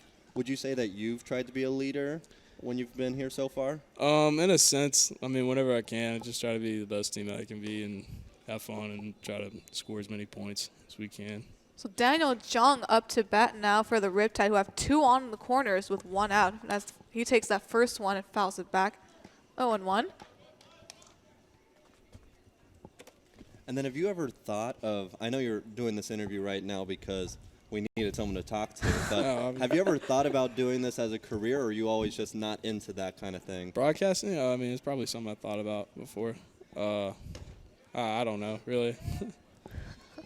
Because you don't seem like a shy guy. I mean, this could be kind of having to open you up and having you to be an extrovert. But would you consider yourself more introvert or an extrovert when you're with your teammates? Not really. I'll probably just, I wouldn't say I'm an introvert with our team, probably more of an extrovert. 0-2 count now to Jong. The 0-2 pitch. Oh. And pops that out, but is out of play. Count will remain at 0-2. And I know we missed the mound visit a little earlier, but if you were your coaches, what would you be telling Cade right now as he's got 2 runners on? And what would you be telling him to do and just to focus on? Just focus on the guy at the plate, probably. I mean, I'm not a pitcher, so I'm not really in that mindset as much, but I mean, just focus on the guy at the plate, really, because you're a ground ball away from getting out with the inning. As Bollinger steps off the mound for a quick second, what was the best advice that you got from a coach at any time, any point in your career? Best advice? Probably play, or I mean, just enjoy it while you have baseball. I mean, I had a coach this last year that was a unpaid assistant tell me to, I mean, just play every game like it's your last, because when it's over, I mean, I don't really know where I'm going with that. I'm sorry.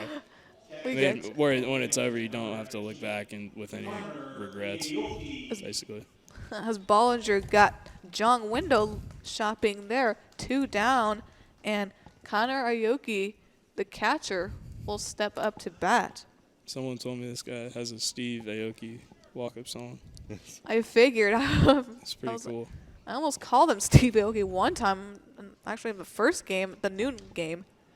And I had to stop myself for a quick second as he takes that one for a strike. 0-1. And then, so you're an outfielder right now. Have you always been an outfielder, or did you switch from a different position in high school or at Georgia Southern? I've always been an outfielder because I'm left-handed and I'm not like a bigger size dude, so I'm not going to play first. But you could, or? I mean, I could if I really had to. And then was that just, you were always just an outfielder? As that one goes down the left field line. One scores, 4-4. and he's coming, and he will score head first from first. So the Riptide, so Aoki with a 2-run Cade's talking to the umpire. RBI. And Cade, not too happy right there. Bollinger, speaking to the umpire, has a few words. The Riptide regained the lead 5-4 with 1 on in scoring position and 2 outs. And then, so you're not playing today. So how do they determine when you're going to have a day off and when you're going to be ready for like any pinch hit opportunities? You usually don't know when you have a day off. I mean, you can do the math if you played every game in the week that you'll probably have Sunday off. But I mean, it's not known until maybe BP, or you usually just don't look at it until after BP, just so you keep a consistent type of routine, I guess. Yeah. I don't really know what did Cade think it was foul? I don't know. He could have also been arguing maybe balls and strikes, but not like fully on that. But I mean, I know that's like but he's the talking main to thing. third base umpire, so it's more likely something about Yeah. going on. As Antonio Cruz, the left fielder, will step in for the Riptide. 0-2 with the flyout and a strikeout. And then which outfield position would you say is your primary position and the one that you're mainly in whenever you're out there playing? For summer ball, I mean, I'll play in school ball. I'll play anywhere, but I mean, I'd primarily like center. But I mean, I'm not a picky guy. Like most guys that come from the infield are just gonna play center, like right-handed guys. And I mean, I'll just play anywhere in the outfield. It doesn't really matter. Yeah. It's the first pitch to Cruz in their first strike. 0-1. Past or present, who's your favorite player in MLB right now? Present. Or past? Either. Present, lately I've watched a lot. I like Alex Verdugo a lot, and Acuna. Those are good players. Good players. I don't really know past. But What I would say. You don't have to worry about it anymore since we just got out of the inning. Yeah, we're good. And your DoorDash is here. So the Riptide score 2 in this bottom half of the 6th. We were headed at the top of the 7th. Nolan, thank you again for joining us in this broadcast. Thank you. You're watching the Saints on YouTube Live, official network of Arroyo Seco Baseball.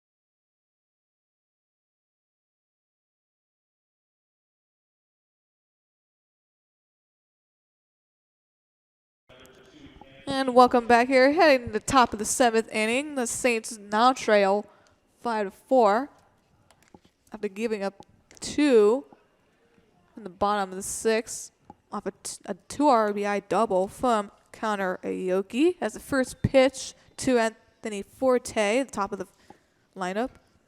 Misses 1-0. Make that 2-0. And that was a good eye right there because that pitch was pretty close to the outside part of the plate, so Forte was able to hold off on that one. Trying to get his second hit of the ball game as he has 1 for 3 today. Gets in the first strike, 2-1.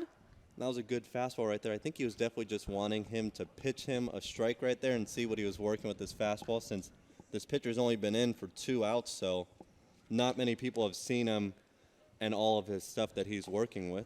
As he worked himself a good hitters count here at 3-1. Samuels has only gone 2 1/3 of inning. No runs, no strikeouts, no walks. And that ball lines to center, gets in for a hit, or gets down, I should say. So 1 on, once again, the leadoff man brings things up for Drew Cowley, the shortstop. And Drew Cowley's 1 for 3 today, and last night he had a big 3-run home run that he hit over the right field wall in Compton, California against the Academy Barons. So he's hoping to at least get on base to move Forte to second or third. First pitch misses inside corner there, 1-0. Saints looking to regain the lead here. Trailing 5-4. No outs. Forte on first. Good speed. And he takes off. A good jump there, but Cowley fouls that back. And the Riptide do have another right-handed pitcher warming up in the bullpen and another one outside of the bullpen just warming up. So you have to think Samuels is not going to be in there that long. Even count now, 1-1 to Cowley.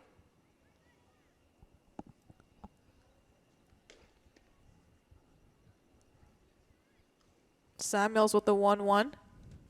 In the dirt, good block by Aoki. 2-1. And that was a good job by Cowley right there. He was reading that pitch really well, and he saw that it was going to dip and that was the breaking ball, and he didn't even think about swinging at that pitch as he just let that hit the dirt as Aoki was able to stop it and keep it in front of him. So Aoki will talk to Samuels here for a little mound visit. And you have to also think that they're talking about strategy, but it also is helping all the pitchers that are warming up for the Riptide to get loose and be prepared for whenever they're called upon.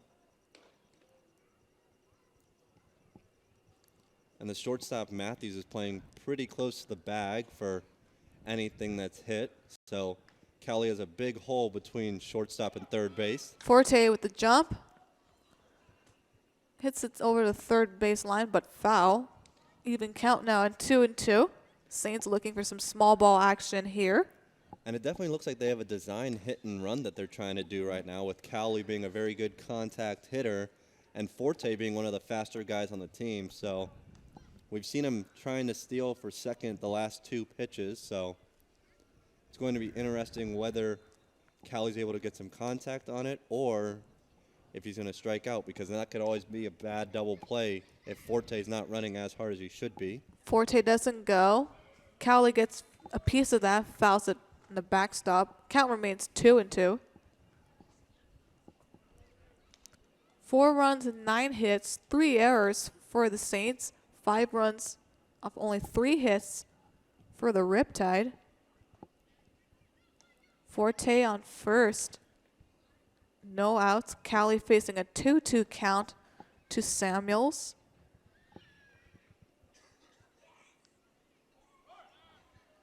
Two and two. Forte, the easy read. He stopped there, hesitated a little bit, but saw that Aoki couldn't block the ball all the way and was able to advance easily. So 3-2 count to Cowley with the man in scoring position. Yeah, the Riptide infielders were yelling, saying, oh, he's going, but then he stopped instantly once they were calling that out. But when the ball was in the dirt and Aoki did not field that ball too well and it was still rolling around, Forte just ran on pure instinct and he was able to get in there without having to slide, with no throw being. Payoff pitch. Misses in the dirt, ball 4. So 2 on, man on first and second here with no outs. And Thomas Lovano, who homered in his last time up to bat for the Saints.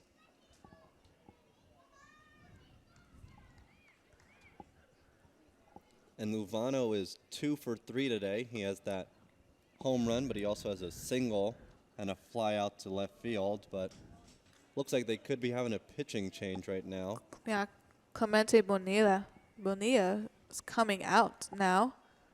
And Samuel's evening indeed is done. Going 2 1/3 of an inning, gave up 1 hit. The single by Forte. And a new pitching change here. But don't go away. We'll take a little quick break. And when we come back, we'll have more info on the pitcher. Don't go away.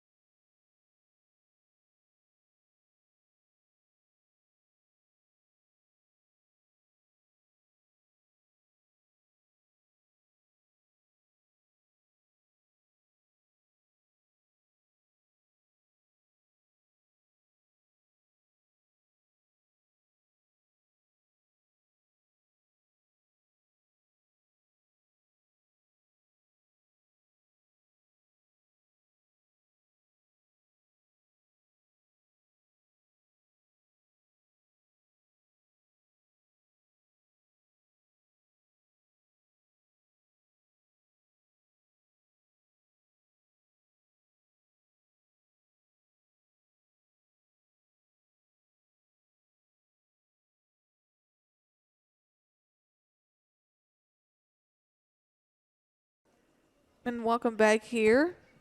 Still on the top of the 7th. Saints trail 5-4, 2 on for Thomas Lovano. And a new pitcher on the mound for the Riptide, number 47, Andrew Davis out of Texas Tech University. First pitch to Lovano. Aoki, he foul tips it, but Aoki holds on to it. So 0-1. Davis on the year in 5 innings, gave up 1 run, struck out 5, gave up 5 hits and 4 walks.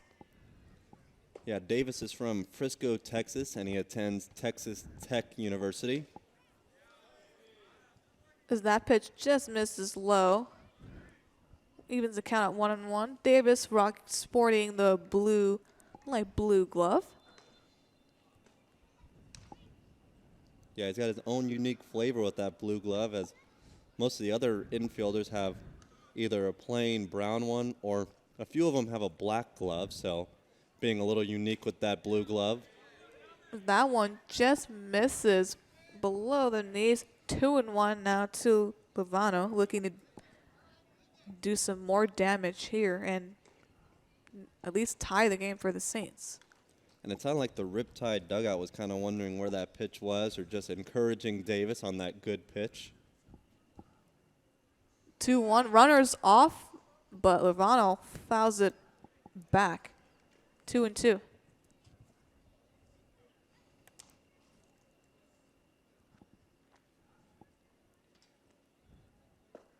Forte at second, Cowley at first, no outs. Lovano up to bat, and Russell on deck.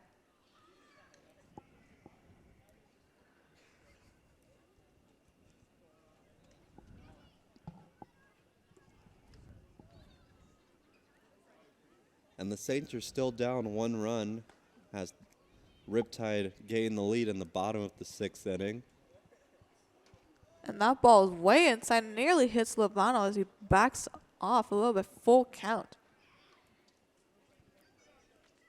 The Riptide are leading 5-4 here in the top of the 7th, and they have a free base open that they could, if the walk happens, it will be bases loaded and a force out anywhere, but not the ideal plan for the Riptide. Payoff pitch. And that ball is smacked and falls into center field. 1 run, no, and a strong throw by Peabody keeps the runners on base, and bases loaded now for Russell. And right there, that was just a good throw by Peabody where he was hitting the cutoff man right at the pitcher's mound, and it was too good of a throw that Forte wasn't going to try and risk it because he was only halfway down the third base line, so he held up and just stayed on third base, and there's still no out, so no reason to force something if it's not there.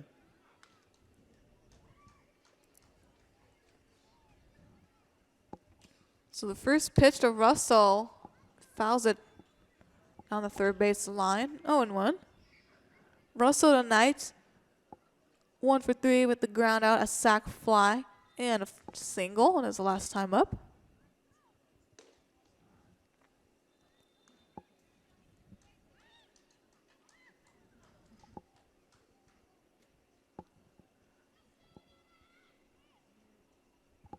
The 0-1. In there for a strike. 0-2. And the infield is playing in on the corners. The first baseman is right at the first cut of grass. And then Limscomb over at third base is just barely behind the grass. And Russell smacks that out of play. Count remains at 0-2. And the middle infielders are kind of midway in the dirt, just staying close that they can just do an easy double play and concede the run. But if it goes to third base or first base, they're most likely going to throw home. Russell fouls that out of play behind the stadium. Count remains at 0-2. Saints looking to do some damage here and take advantage with 2 in scoring position. Bases loaded, nobody out.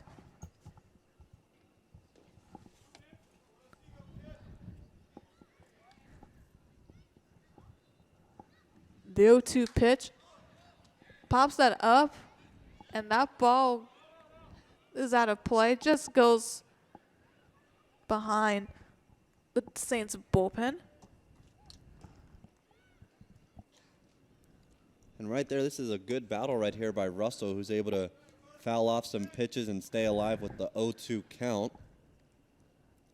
He's trying to find something that he can drive into fair territory to score at least 1 run.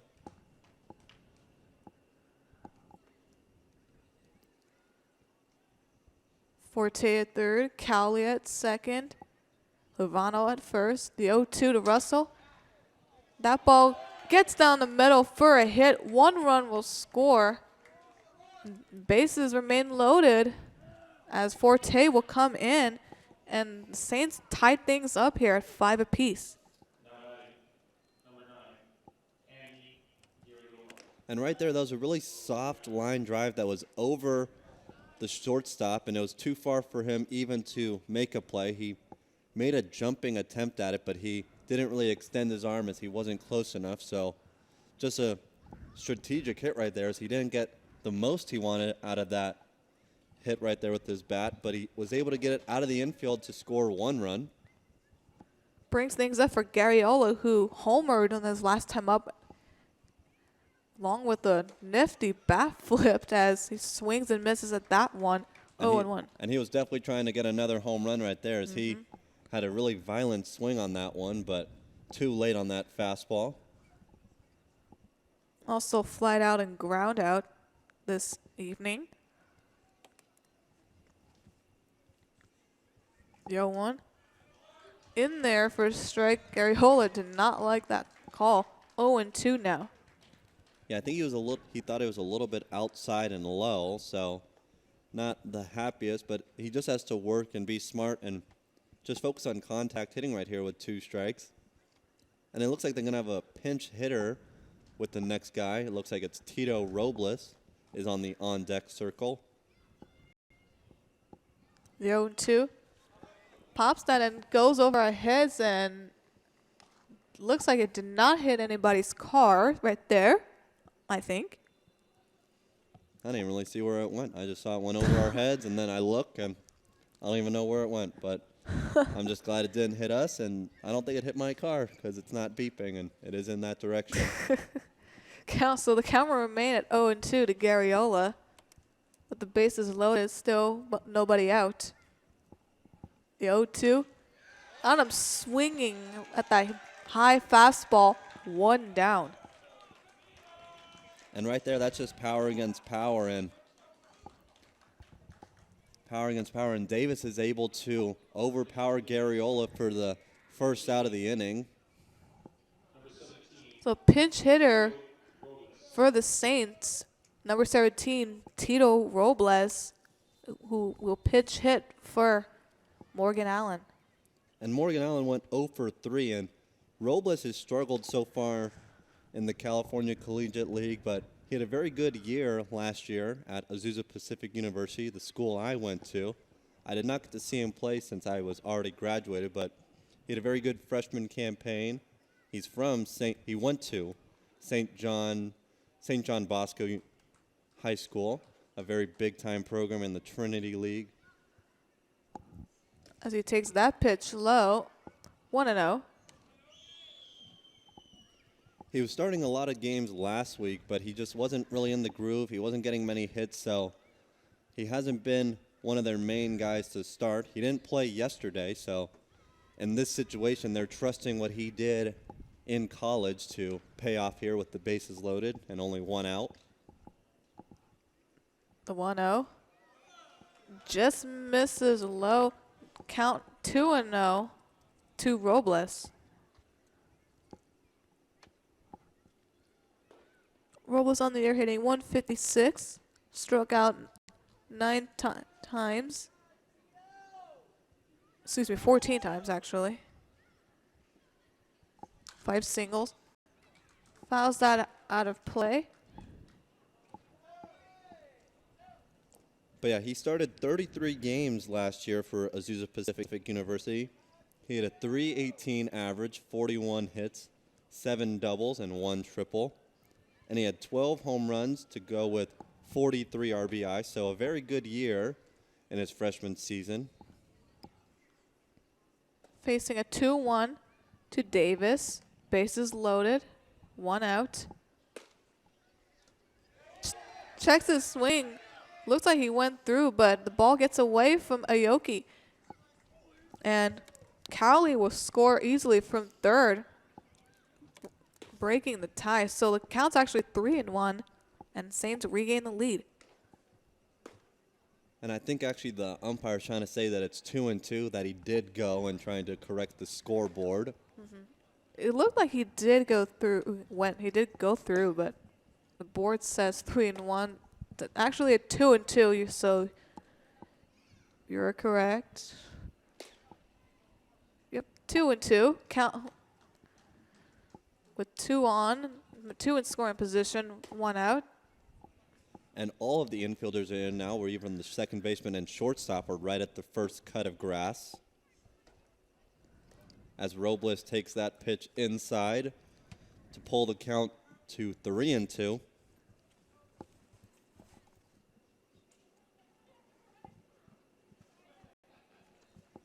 And it looks like Jamie Robertson is warming up again for the Saints. Looks like he's going to be called upon once this inning ends. Payoff pitch. And he hits that to right field. Crosby with the throw. And the runner at third would tag. Easily scoring. So Lovano, easy score. Robles pinch hits. Comes in with the pinch, has a pinch hitter. And gets a sac fly. Increasing their lead to 7-5. And right there, that's a really good play that you're going to accept and approve if you're one of the Saints players or the coaches, because it's at least giving them a bigger lead now with it being 7-5. And right there, he just took the high pitch and he drove it out to opposite field to the right fielder. So 1 on. First pitch to Jacob Wythe, the catcher. It's outside, 1-0. Wythe grounded out, singled, and walked in his last plate appearance.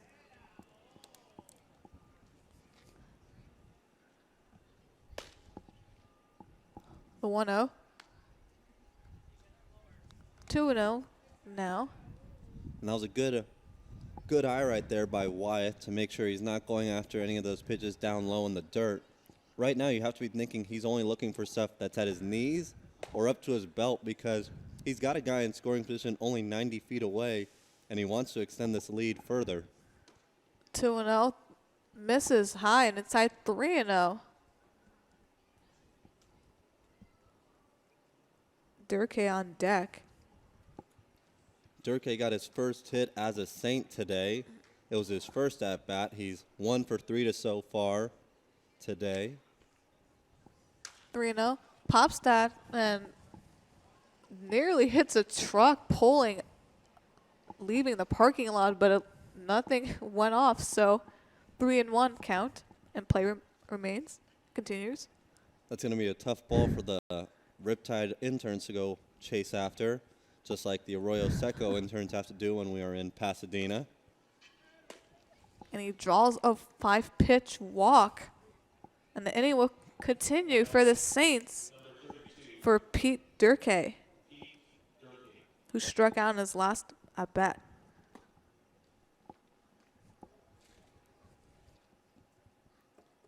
And they're going to have a little mound visit right here. And I think they're taking out Andrew Davis.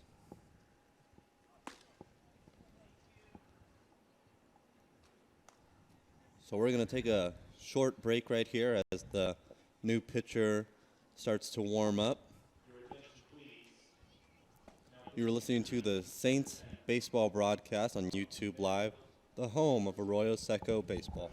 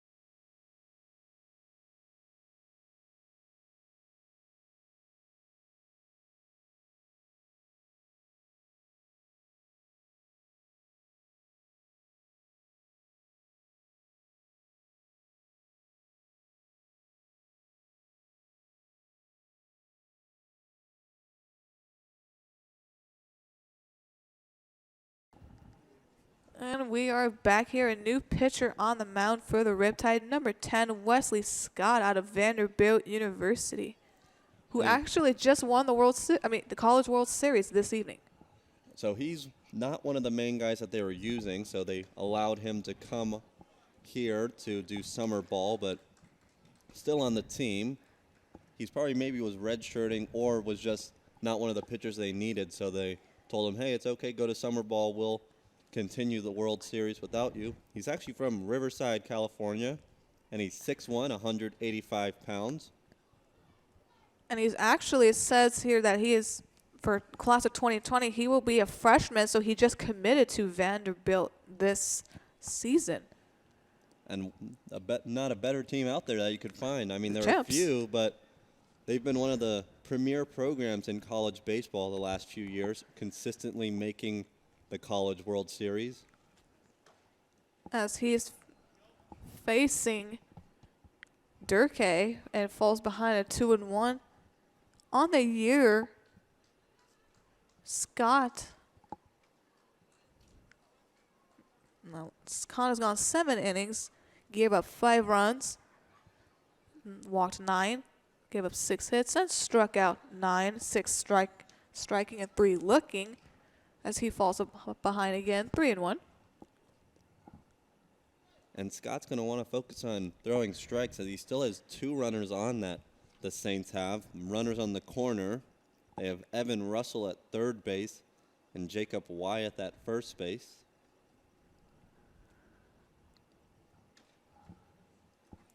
And ball 4, and he walks Durkee. Back-to-back walks for the Riptide here. And that will bring up David Reyna. Number 4, David Reyna. Reyna with the fielder's choice, 2 stolen bases, a walk, and struck out in his last appearance.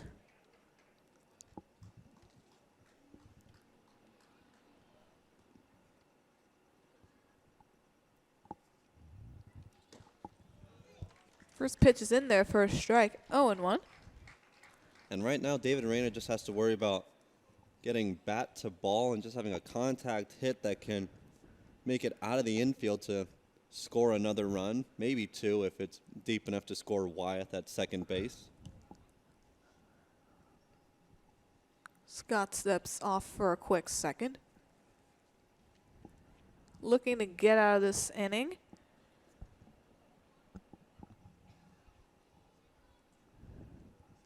The 0-1 just misses again below the knees. Evens up the count at 1-1. And there are a few jeers right there, as the Riptide were thinking that was a good pitch and should have been called a strike. However, the umpire ruled against that and thought it was a little low.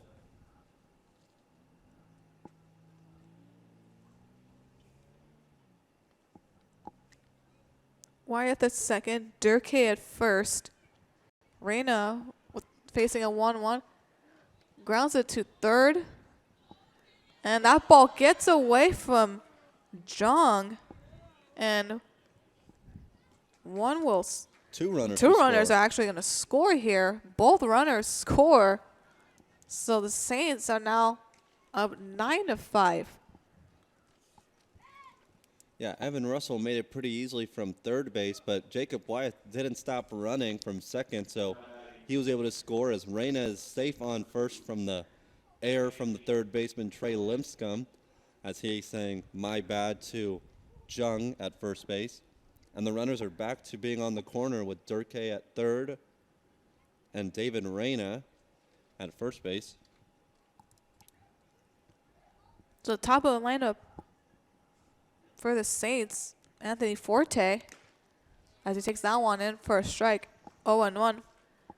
Forte with a pair of strikeouts, 2 and a pair of singles, also stolen base.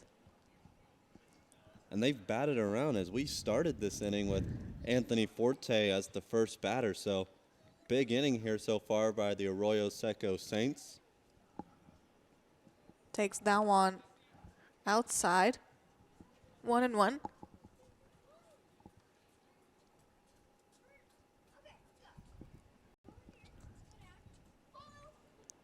5 runs in this inning for the Saints, looking to add some more here with 2 outs. 1-1. Misses away. 2-1. And they will want to add some more runs because the Riptide are a very good offensive team. They were able to get 2 runs in the bottom of the 6th inning, which was the last half inning, to regain the lead at 5-4. But a big 5-run inning so far for the Saints has pulled that lead to 9-5. 2-2 count now.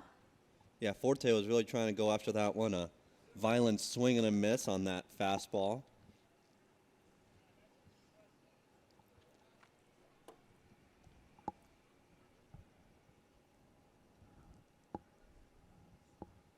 Men on the corners for the Saints. 2-2 count. Reyna takes off and easily slides into second base. And I don't even know if that would be considered a stolen base, as it looked like it was more defensive indifference where the catcher didn't even move. Matthews, the shortstop, went to second base, but the catcher Aoki did not really care and just kind of let him get there, as I think the Riptide and Wesley Scott are just focusing on the batter to get out of this inning. But and it hits Forte in the back of the thigh. That will load the bases up again, and Drew Cowley up to bat. And even though these teams do not like each other, I do not think that was intentional, because Scott even rubbed his hand on his pants to try and say that he didn't have the grip. And in this situation, there would be no reason to hit someone when they're down 9-5, and they had an open base. But Forte and Cali have both been doing well. He wouldn't want to hit one guy to get to another. I think it was more just an accidental lost command that went too far inside and hit Forte. Cowley up to bat, and that ball gets away from Aoki. So another run here. Durkee will easily score, and the Saints have reached double digits, 10-5. And right there, it was a pitch that was a little too hard for Aoki to handle, and it went right past his glove. I don't really know if they'd call that more of a pass ball or a wild pitch, but Aoki kind of missed it right there as it was inside, almost hitting Cowley. And then it went all the way to the backstop as Cowley takes a violent swing on that high fastball, but he misses. Count is 1-1.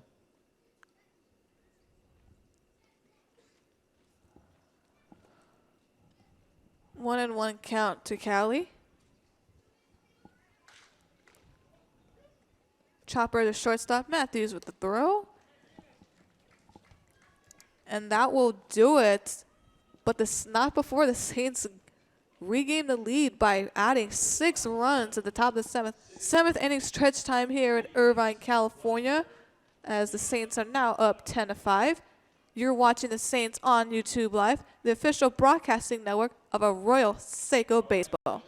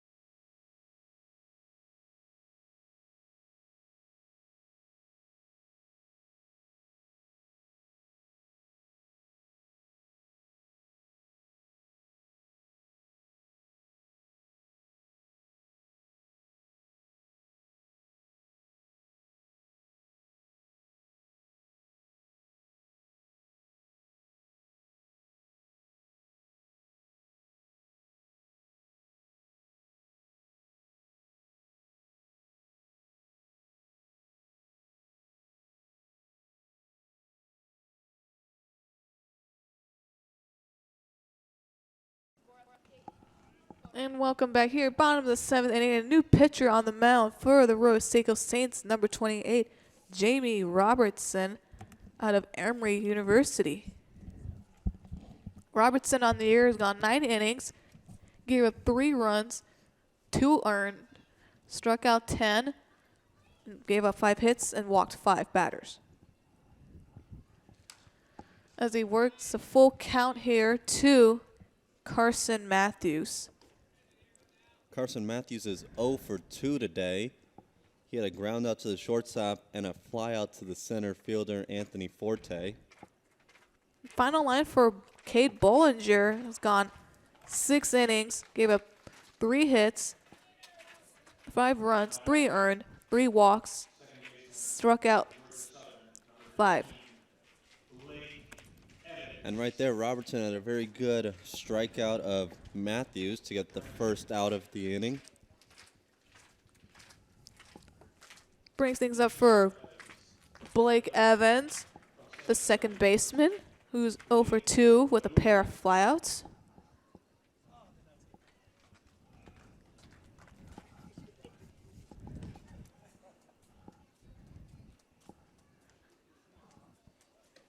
Swings and misses at that first pitch there, 0-1. And right there, it looked like Blake Evans was trying a little too hard on that swing. It's a 5-run deficit. He should probably just focus on getting on base and getting runs in bulk rather than just trying to get a home run, because the Riptide is now down 10-5.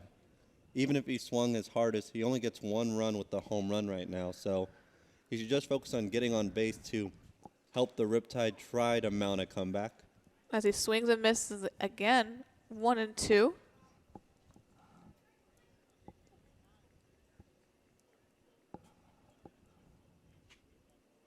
Robertson wasting no time.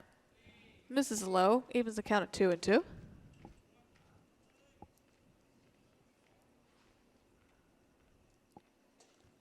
Riptide have a pitcher warming up in their pen.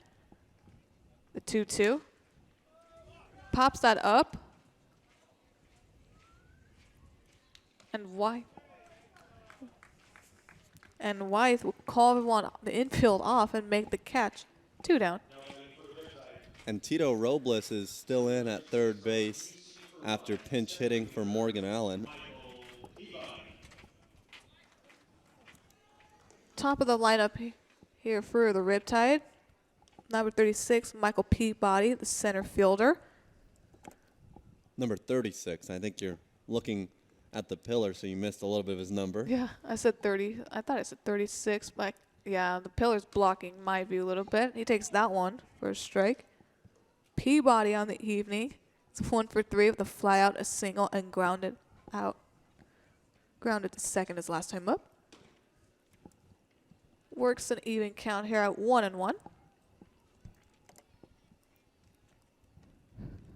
And the infield's playing pretty far back. Everyone's right at the second cut of grass that starts and heads into the outfield. So everyone's expecting to just stay back on all these ground balls in the infield and just run to their respective bases to cover them.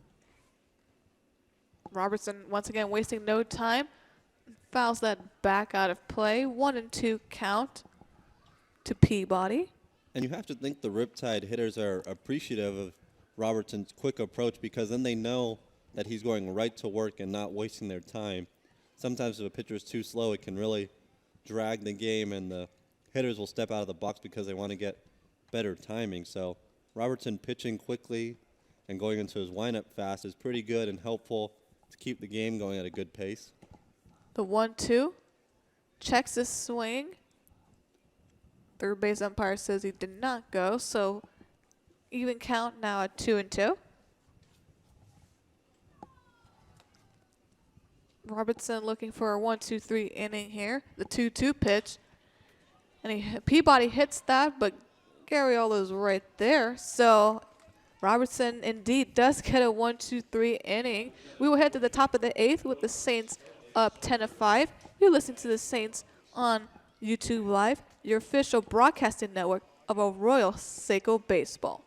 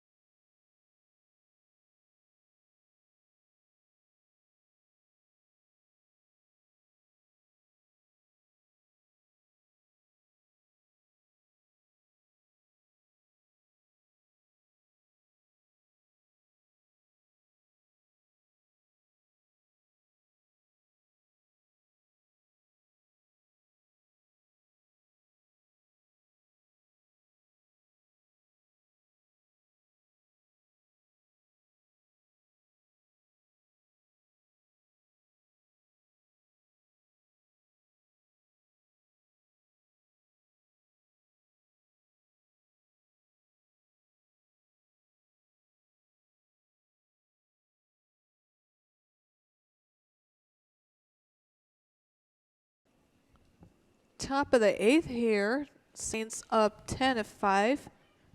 Wesley Scott back on the mound for the Riptide.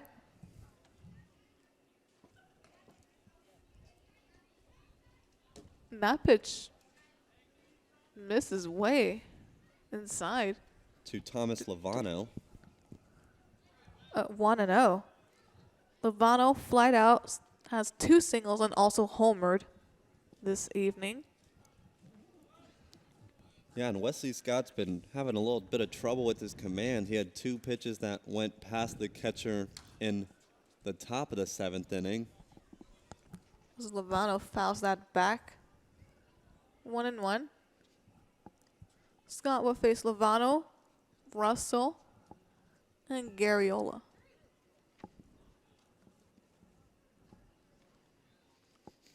Steps off the mound.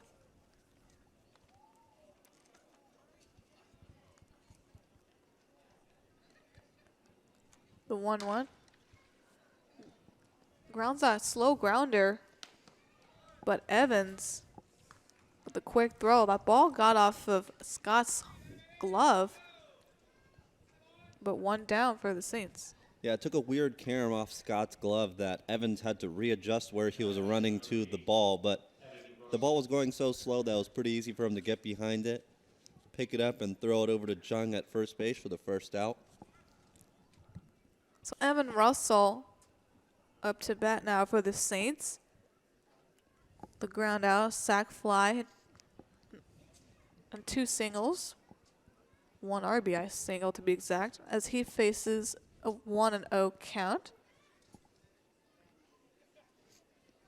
1-0. How's that out of play again? A lot of balls being fouled out of stadium behind us. And we actually got to talk to Evan Russell a little bit. He told us he just came to the Saints last Saturday, so hasn't been with the team the whole season, but he's been one of their consistent players to get him some playing time and get him the experience of California Collegiate League baseball. As he fouls that one.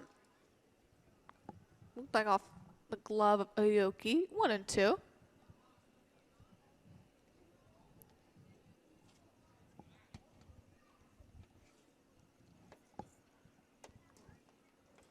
Saints looking to add some more runs here. The 1-2. 1 hopper to third. And an easy routine play from Lipscomb. 2 down.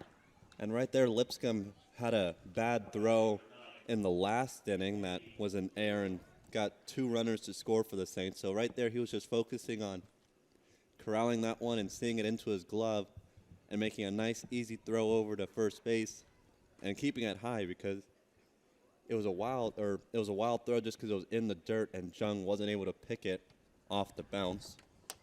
So Andy Garriola up to bat now as he takes that one inside. 1-0. Garriola with the fly out, a ground out, a 2-run homer, and struck out in his last at bat.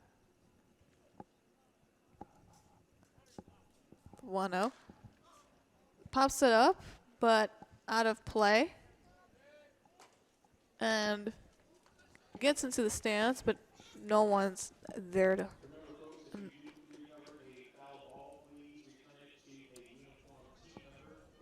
Yeah, it fouled off right in one of the sections of bleachered seats, but no one was sitting in that area, so it took a big hop and went onto the walkway area where we are stationed, but probably 10 feet away from us, maybe 20 feet away. As Garriola fouls one out of the stadium this time. So that brings up a 1-2 count.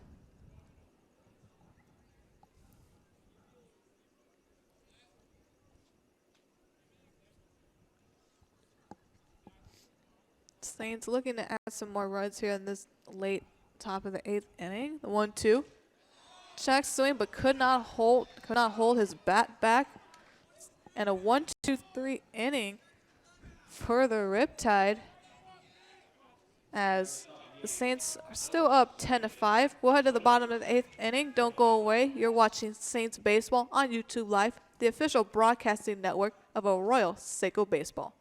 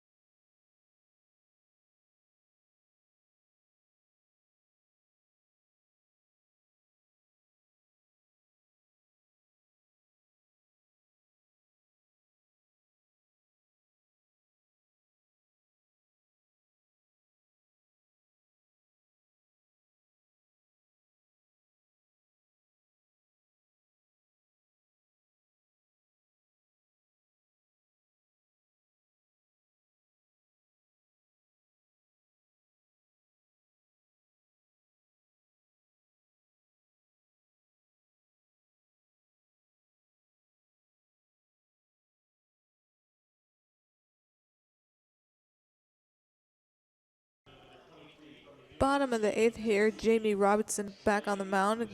Get ready to do some work here. As Lipscomb pops that up in the air. Cowley with the easy catch. 1 pitch, 1 out for the Saints. And that's exactly what you want right here, is you want to be able to get these guys out and not worry about them getting on base and trying to perform some late game miracle and a rally. So very good pitching right there to enforce the fly out. Brings things up for Chad Crosby, the right fielder, as he takes that pitch inside for a strike. 0-1. Crosby on the evening, 1 for 3 with a pair of pop outs, and a single. Even count now at 1-1. Robertson wasting no time here, as that one misses outside, glove side. 2-1. And Crosby coming into this game, he had a 208 average. He had 1 home run and 4 RBIs, along with 3 singles and 1 double.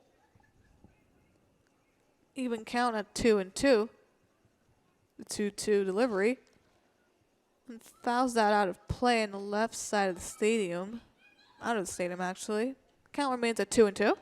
Yeah, that went right over the Riptide dugout. Fouls that out on the backstop. Still 2-2.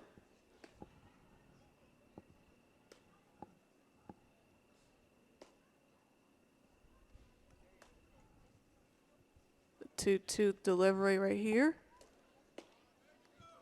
And looks like got a piece of him. So hit Crosby, so he will take a walk to first base with 1 out. And Connor Obi, who walked in his last appearance.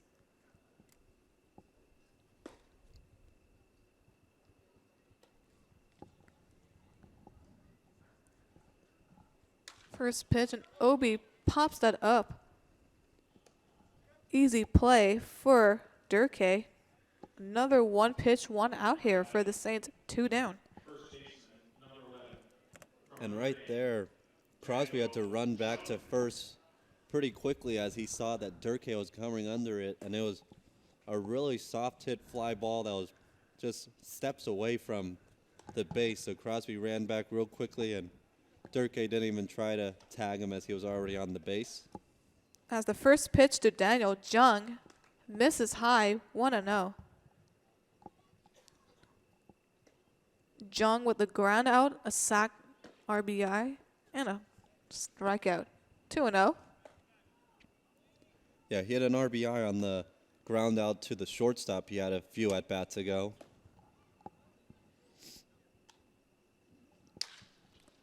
And that ball gets through the hole for a hit.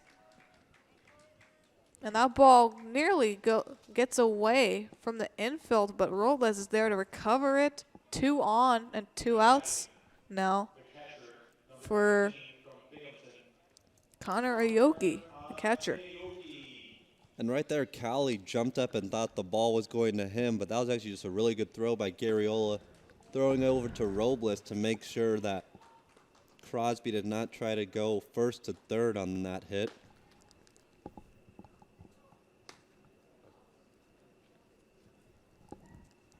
So 2 on for Aoki. As first pitch is fouled behind the stadium and out of the stadium again. 0-1. Aoki 1 for 2 with a strikeout, a walk, and a 2 RBI double. 2-run double, I should say. Yo, 1 hits that to center field, but Forte with the easy routine play. So the Riptide leave on 2, but do not do any damage. We will head to the top of the 9th here with the Saints still up 10-5. You're watching the Saints on YouTube Live, the official broadcasting network of Arroyo Seco Baseball.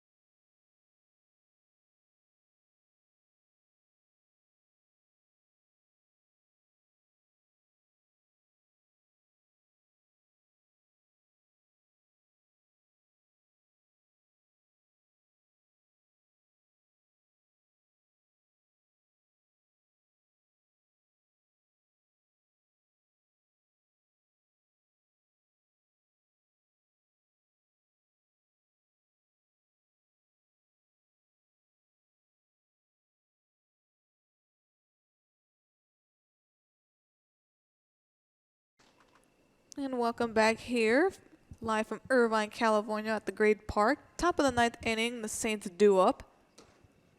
As a first pitch to Tito Robles, who had a sac fly in his last at bat for a strike. New pitcher on the mound for the Riptide, number 34, Justin Lewis, out of Texas Tech University. The Red Raiders, as that slow curveball will actually lead a changeup 0-2 on the year.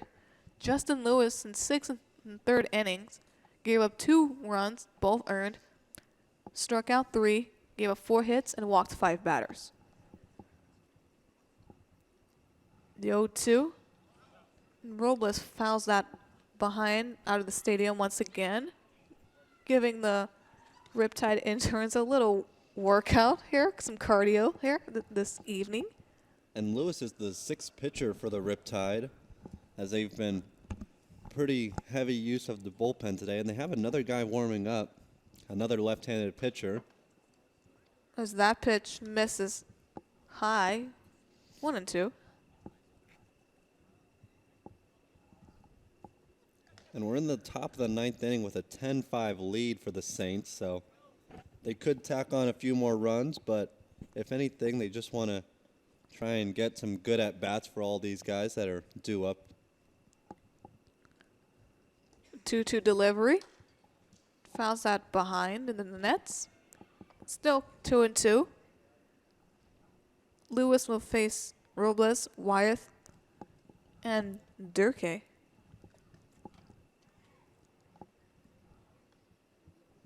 No, Nope. they're actually calling that foul at the last second. Yeah, the third base umpire was kind of slow on saying whether that was fair or foul.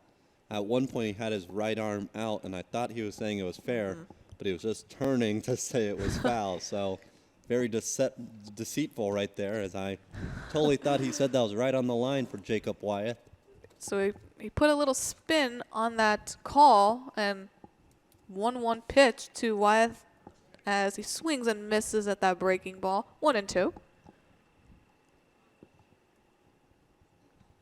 And Jacob Wyeth readjusting as he's about to face the 4th pitch of the at-bat.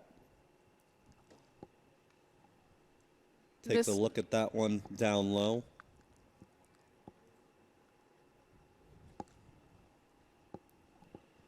Even count here for Wyeth. 2-2. And the dirt hops away from Aoki. Full count. Second full count of the evening. In this inning.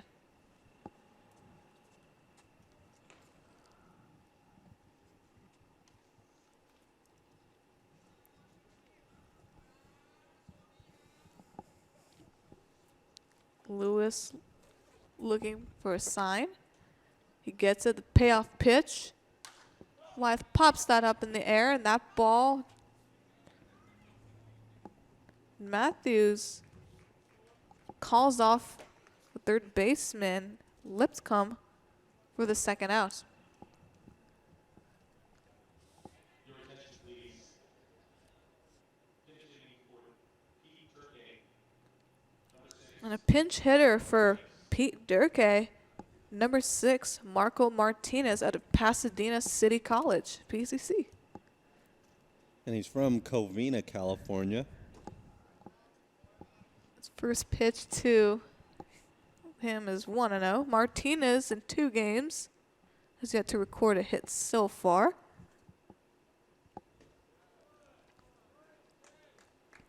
And Martinez is one of the guys who was also on last year's team, so one of the few players that they brought back for a second straight year, along with Drew Cowley, the shortstop. And I think there's 1 or 2 other guys who are also back from last year. They say the turnover rate or the turnaround rate is not that great, where normally a lot of players go to different leagues or they don't come back, but a few guys did come back to play with the Arroyo Seco Saints. As he swings and misses at that one, even count at 2-2. Lewis looking to get out of this inning with the 1-2-3. 1, the 2-2. And that ball, once again, just misses inches from the strike zone. And Lewis and Matthews, the shortstop, were both walking towards the Riptide dugout, thinking it was strike 3, but instead it's the third ball of the at-bat. So the count is now full for Martinez. Reyna on deck. Payoff pitch. Martinez pops that up and out of play, almost towards us, but nope. Please return all foul balls to a uniform OCA team. So count remains full. We don't get a ball.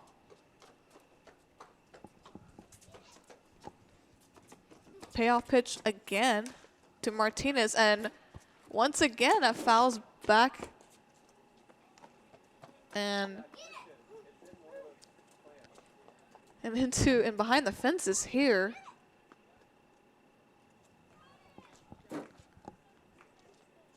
So count remains full, and they would try again. Martinez lines that to center for a base hit, so he indeed picks up his first hit of the season in his third appearance so far. And the inning continues for the Saints, and David Reyna up to bat.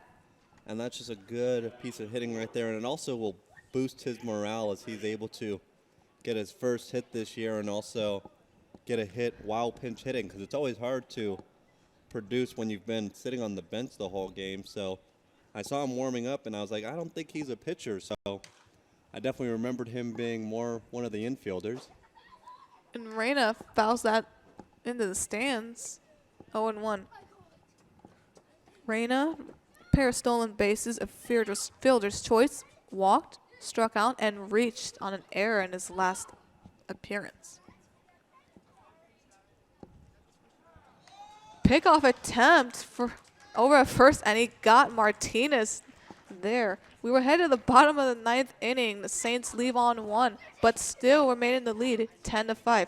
You're watching the Saints on YouTube Live, the official broadcasting network of Arroyo Seco Baseball.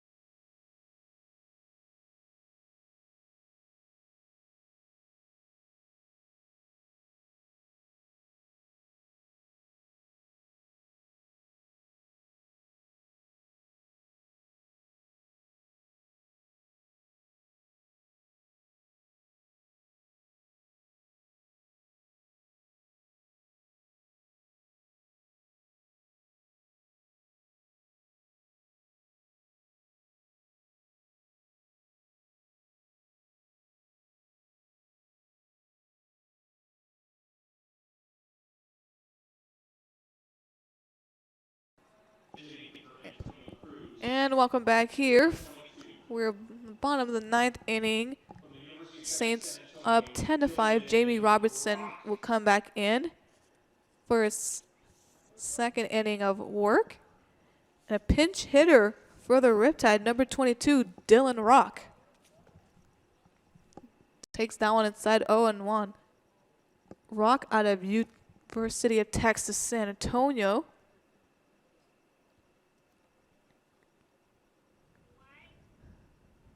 The 0-1 misses low, evens the count at 1-1. Rock in 17 games is hitting .345 with 20 hits, 16 singles, 4 doubles, 11 RBIs. Struck out 10 times. Has drawn 10 walks, struck out 14, and has stolen 9 bases. 2-1 count now to Rock. It swings and misses at that one, evens the count at 2-2.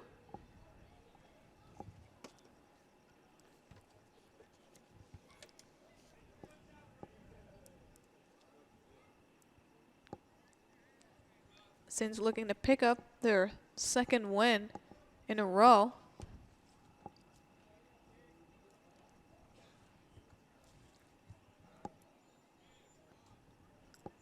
The 2-2 pitch swings and misses. Rock could not keep up with that high fastball. One down. Now batting shortstop, number 5 from BYU, Carson Matthews. So Carson Matthews, the shortstop, up to bat now for the Riptide as he fouls it back in the nets. Matthews 0 for 3 with a ground out, a fly out, and a strikeout. That pitch is in there for strike 2. Robertson wasting no time here. The 0-2 pitch got him swinging. So back-to-back strikeouts, both swinging for Robertson. 2 down. And he's got some pretty good stuff, and he's just showing it right there, getting 2 straight strikeouts, and now the Riptide are only down to 1 out to try and mount a comeback and come back from this 10-5 deficit that they have here in the bottom of the 9th.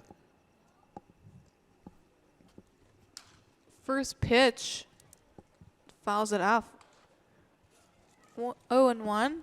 Tyler Wilbur, the pinch hitter for Blake Evans. 0-1. Swings and misses at that one. 0-2, and so the Riptide are now down to the last strike. Wilbur out of Southeast Missouri State University. And right there, he fouls that one off into the netting. And Marco Martinez pinch hit for Pete Durke. He's still at first base as the defensive replacement. As Robertson gets the sign for his 0-2 pitch. Riptide still down to the last strike. The 0-2. This is outside, 1-2. And that actually could have been a pretty good pitch, but Wyatt did not frame that one that well. So he didn't try to get the call out of just showing that he had a good placement on that one. Framed that one, but that one was still considered inside after Wilbur tried to avoid it from hitting his shoulder, or his elbow, I mean. 1-2 swings and misses. So 1-2-3 inning, 3 strikeouts, all swinging, and that will do it. That is game. Saints, after trailing down a few runs, have caught up and have taken and extended the lead 10-5, and they've held it for 2 innings. Final line for both teams for the Saints: 10 runs, 12 hits, 3 errors, and for the Riptide, 5 runs, 4 hits, and 1 error. And I feel like I kind of know who I think should be the player of the game. I don't know if you have the same choice, but I'm thinking it kind of looks like Evan Russell, the left fielder, should be the player of the game. He went 2 for 4, but then he also had a sac fly, which does not count as an at-bat. So 2 for 4, sac fly, 2 RBIs. Another good option would have been Andy Garriola, who had that big 2-run home run to extend the lead in that big top of the 7th inning that they had. Actually, no, it was the top of the 6th inning. So the Saints win back-to-back games and will move on to 9-8 overall and reach 500 in CCL play. Meanwhile, the Riptide will drop also to 500. They're actually both tied for 4th CCL record-wise, but Riptide are now 9-9 with 1 tie overall. The Saints will come back and will actually head home to Pasadena tomorrow at 6:05 against the Academy Barons to complete that series for the week. Colin King is scheduled to start. Will be broadcasting back in Pasadena at Jackie Robinson Field. First pitch at 6:05. For the Orange County Riptide, Ricky Reynoso scheduled to take the mound and will travel to Thousand Oaks to Sparky Anderson Field, Cal Lutheran University. Their starter has not been announced yet. First pitch is at 5 o'clock. So, what do the Saints have to do to keep up the momentum? 2 back-to-back games, coming back home tomorrow, and then a long road trip to San Luis Obispo on Friday. I think they just have to keep up the good work with their offense. They had pretty explosive bats today where they were able to get 10 runs on the board. So very good offensive performance. But also, Cade Bollinger did really good. He did have 3 walks, but he had 5 strikeouts in his 6 innings of work. So I feel like they just have to keep it a very good pitching and hitting performance, and they will do well. They're playing the Barons tomorrow, who have been one of the better teams in the CCL. So it will be very interesting if they can even that series to 2-2, because the Barons will want some payback after losing last night in Compton. So once again, final score is Saints 10, Riptide 5. That's 2 games in a row where the Saints have come victorious after losing their first 3 matchups. From Irvine, California, at the beautiful Great Park, where it's now chilly and nice here, this has been Nicola Rojo alongside Cole Stevens. Thank you for tuning in and joining us, and have a good night.